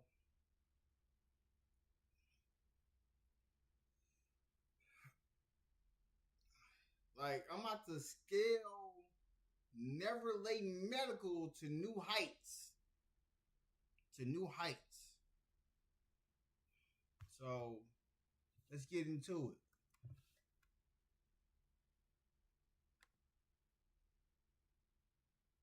Then I can't wait to watch Smack Volume 12. I'm ready.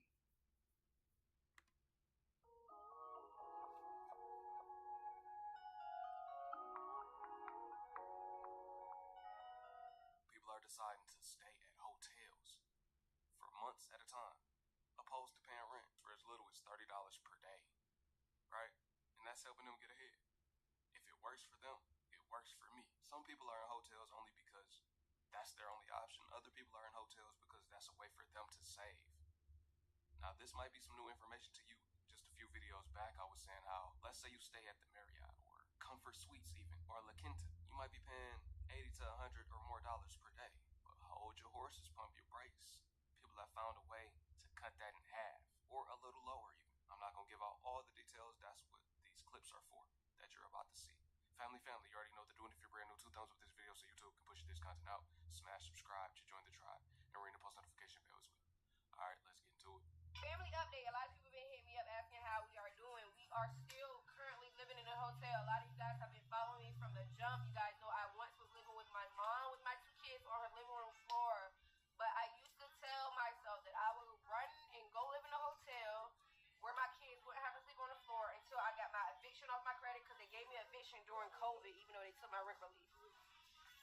And I'm getting my credit right. I made mess ups when I was a kid that I'm just, paying for now, and I'm okay with that. I'm okay with speaking this because so many people tell me they're going through the same thing.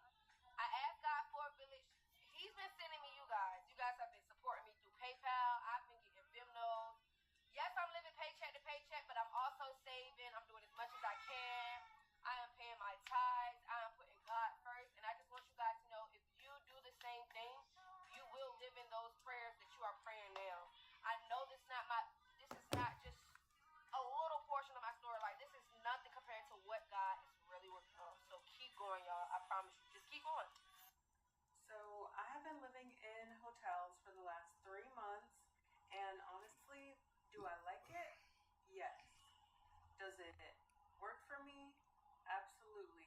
And so I have been living in hotels for the last 3 months, and honestly, do I like it? Yes. Does it work for me? Absolutely. And is it cheaper than the rent I used to pay with a full year lease in Michigan? Yes. Let me show you my place. Before she does the tour, I'm just trying to figure out where are they getting these hotels that are cheaper than what people were paying in rent. It looks like that's downtown. These are extended stays, clearly, but I know people paying $100+ per day. Where can we find these? You got to really go on a quest to find somewhere inexpensive and actually nice without. Unlock the world's largest, most liquid financial market with Forex.com. Roaches and rats, somewhere you will be comfortable staying for a couple of months or longer, you know. First of all, I have this spectacular balcony.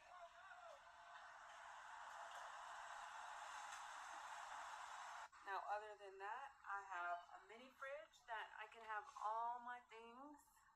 I have AC, a full-size bed with lamps and a phone, a room service, a desk and chair set up for my work, as well as a TV. And somebody was already signed into the Netflix on the TV, by the way, so no Netflix bill. I also have this full-size closet that has different things and a decent amount of space. I have my stuff here. And then a super cute bathroom.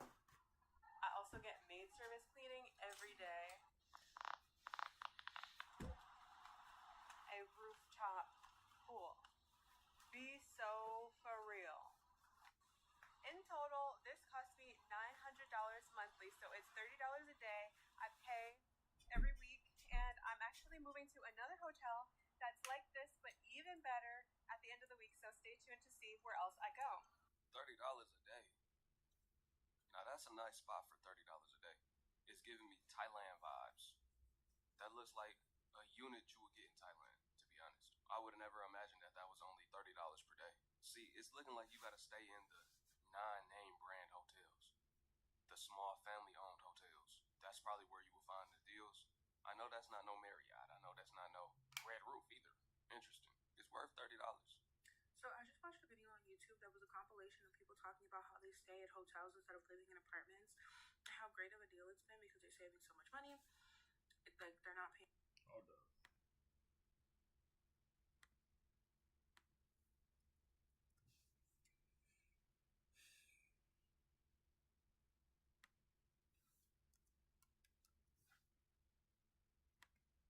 I'm about to connect my headphones to that my Bluetooth was up, so that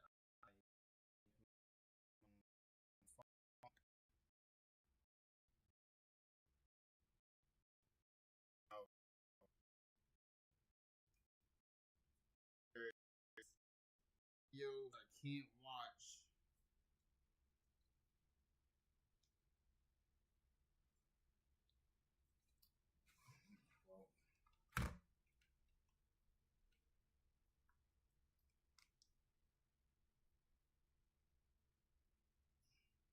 Let my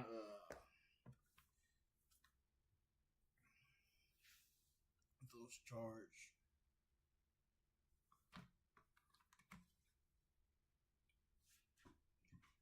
Let me get some other headphones. I got headphones on deck.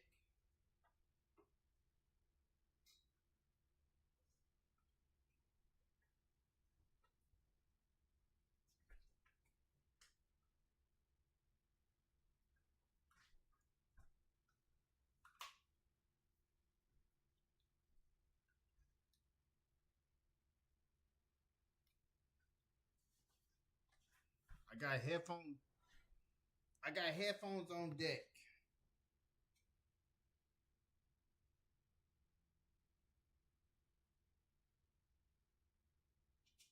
Headphones on deck. Utilities, people were making their beds, they have free shampoo, etc., etc. And like in my head, I was like, wait, that's a great finesse because they stay hotels are like $50 a night, right? Yeah. If you are posting about that, take that shit down. Y'all know damn well that they don't like when they see us doing well and we find loopholes to the shit in America, okay? You know what's gonna happen? Supply and demand. More people are gonna realize that this is something that they can do. They're gonna go stay at these hotels, and these hotels are gonna raise their prices. So, if you wanna keep your finesse in your cheap hotel room, stop posting about it on social media. You don't have to share everything. Every time you find out about a hack and you know that it'll probably be popular on social media for the clicks and the views, you don't have to post it. Share it with your friends and family. Y'all can be neighbors in that extended stay hotel. Don't put it on the internet. Look, anything that I have accomplished, I never really put on the internet. Because once you put on the internet, people put you up here, then they be thinking that they're below you, because people like to watch people that are under them. People don't like to see people living how I'm living. I'm just telling the truth. I'm just telling you how it is. You're gonna ruin it for yourself. Yeah. In so many words, she's saying you better be a gatekeeper. Gatekeep it. Don't tell everybody. You can tell friends and family or those that really need somewhere to stay. But when you broadcast it online, they get an influx of people coming in. They're like, okay, we're going to raise the prices because we popping now. Basically, they feel like they made it. We made it now. Let's raise these prices on everybody because they can. Supply and demand. That's the same thing that happened in Tanzania. Everyone from America a few years back during COVID was telling everybody, move out there. You could get a nice, basically like a mansion or a big old house for $400 or $500 per month. Then our people started going out there. You think you can get one for that price now? No, I'm not sure about right now, but at that time, they raised the prices because a lot of Americans were going out there and looking for those properties. They were like, nah, that's not the price no more. Now you have to pay double. This is the hotel that I reserved from November 17th, 2025 till May 17th, 2026, which is a total of 6 months, and it's going to cost me $8,094.14. No, I do not have to pay all that up front. I can either pay $307 a week or I can pay the $1228 a month. You can even pay every 2 weeks. It really is up to you. Your total amount is your total amount. I'm going to take y'all inside my room. This is inside of our room, and what we get inside of here for that amount is say hey to hubby. Also, we have the full-size refrigerator and freezer. It came with the microwave. It also came with the 2-eye stove burner here. We brought our own coffee pot and some extra items over here. It does come with a full-size bathroom, shower, pretty nice size. And, of course, it's all about how you make it, but this is what we are doing. Pretty much so we can save up money, get a piece of land, and actually start paying on something that's ours. But I share a lot about hotel living, so y'all share, and follow for more. They made it look homey in there. Made it look just like it's their own home. I rock with their plan. I like their plan. Y'all know me, I always advocate for buying land, going off grid, becoming self-sufficient. I like that that's what they're working towards. I think it's smart if they can save this way. Now they're still paying about $1,200 per month. But maybe they were paying more than that before. And if it works for them, then I'm glad for them. Now here's another way you could save. This is something you may not have known, and this is something that they won't tell you. So jot this down. Remember this. Don't forget it. This is how you can save just a little bit more. This message is specifically for my people that are living in a hotel, a motel, Holiday Inn. If you have been going through your journey and living in that hotel for over 30 days,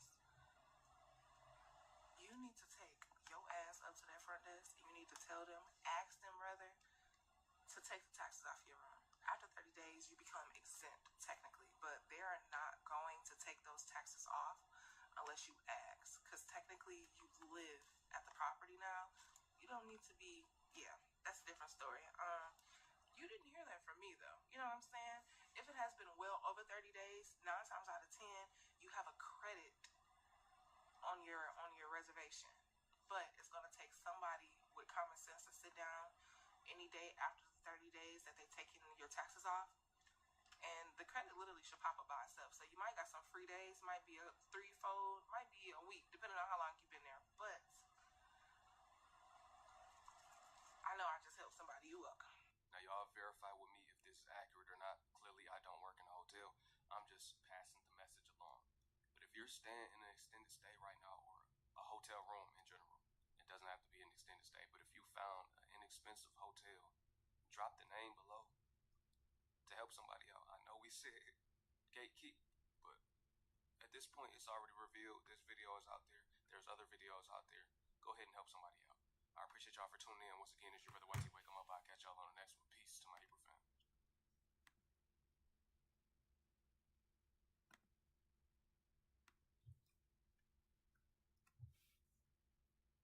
All right, so listen. Tomorrow, I'm not gonna be streaming. I'm going to be getting things together. I'm going to be prepping for Monday. So everything I'm doing tomorrow, because I don't stream on Sundays. So March 2nd, dropping craters into the algorithm. 14 different videos. They all got promised views. And watch what happens. Just watch what happens. That's all I'm going to say. So, like, comment, subscribe to the channel. We out of here. Peace. Now believe me, do you even see me? How I came up, you wouldn't believe me. Heart too cold, it's freezing. I'm going all in, no safety. Larry Bird, I'm ballin', can't guard me lately. They ain't see the grind, now they wanna praise me. But back then, they ain't even rate me. Late nights in the dark, I was fighting demons. Smiling on the outside, inside bleeding. Told myself, don't quit, keep breathing. Pain tell me to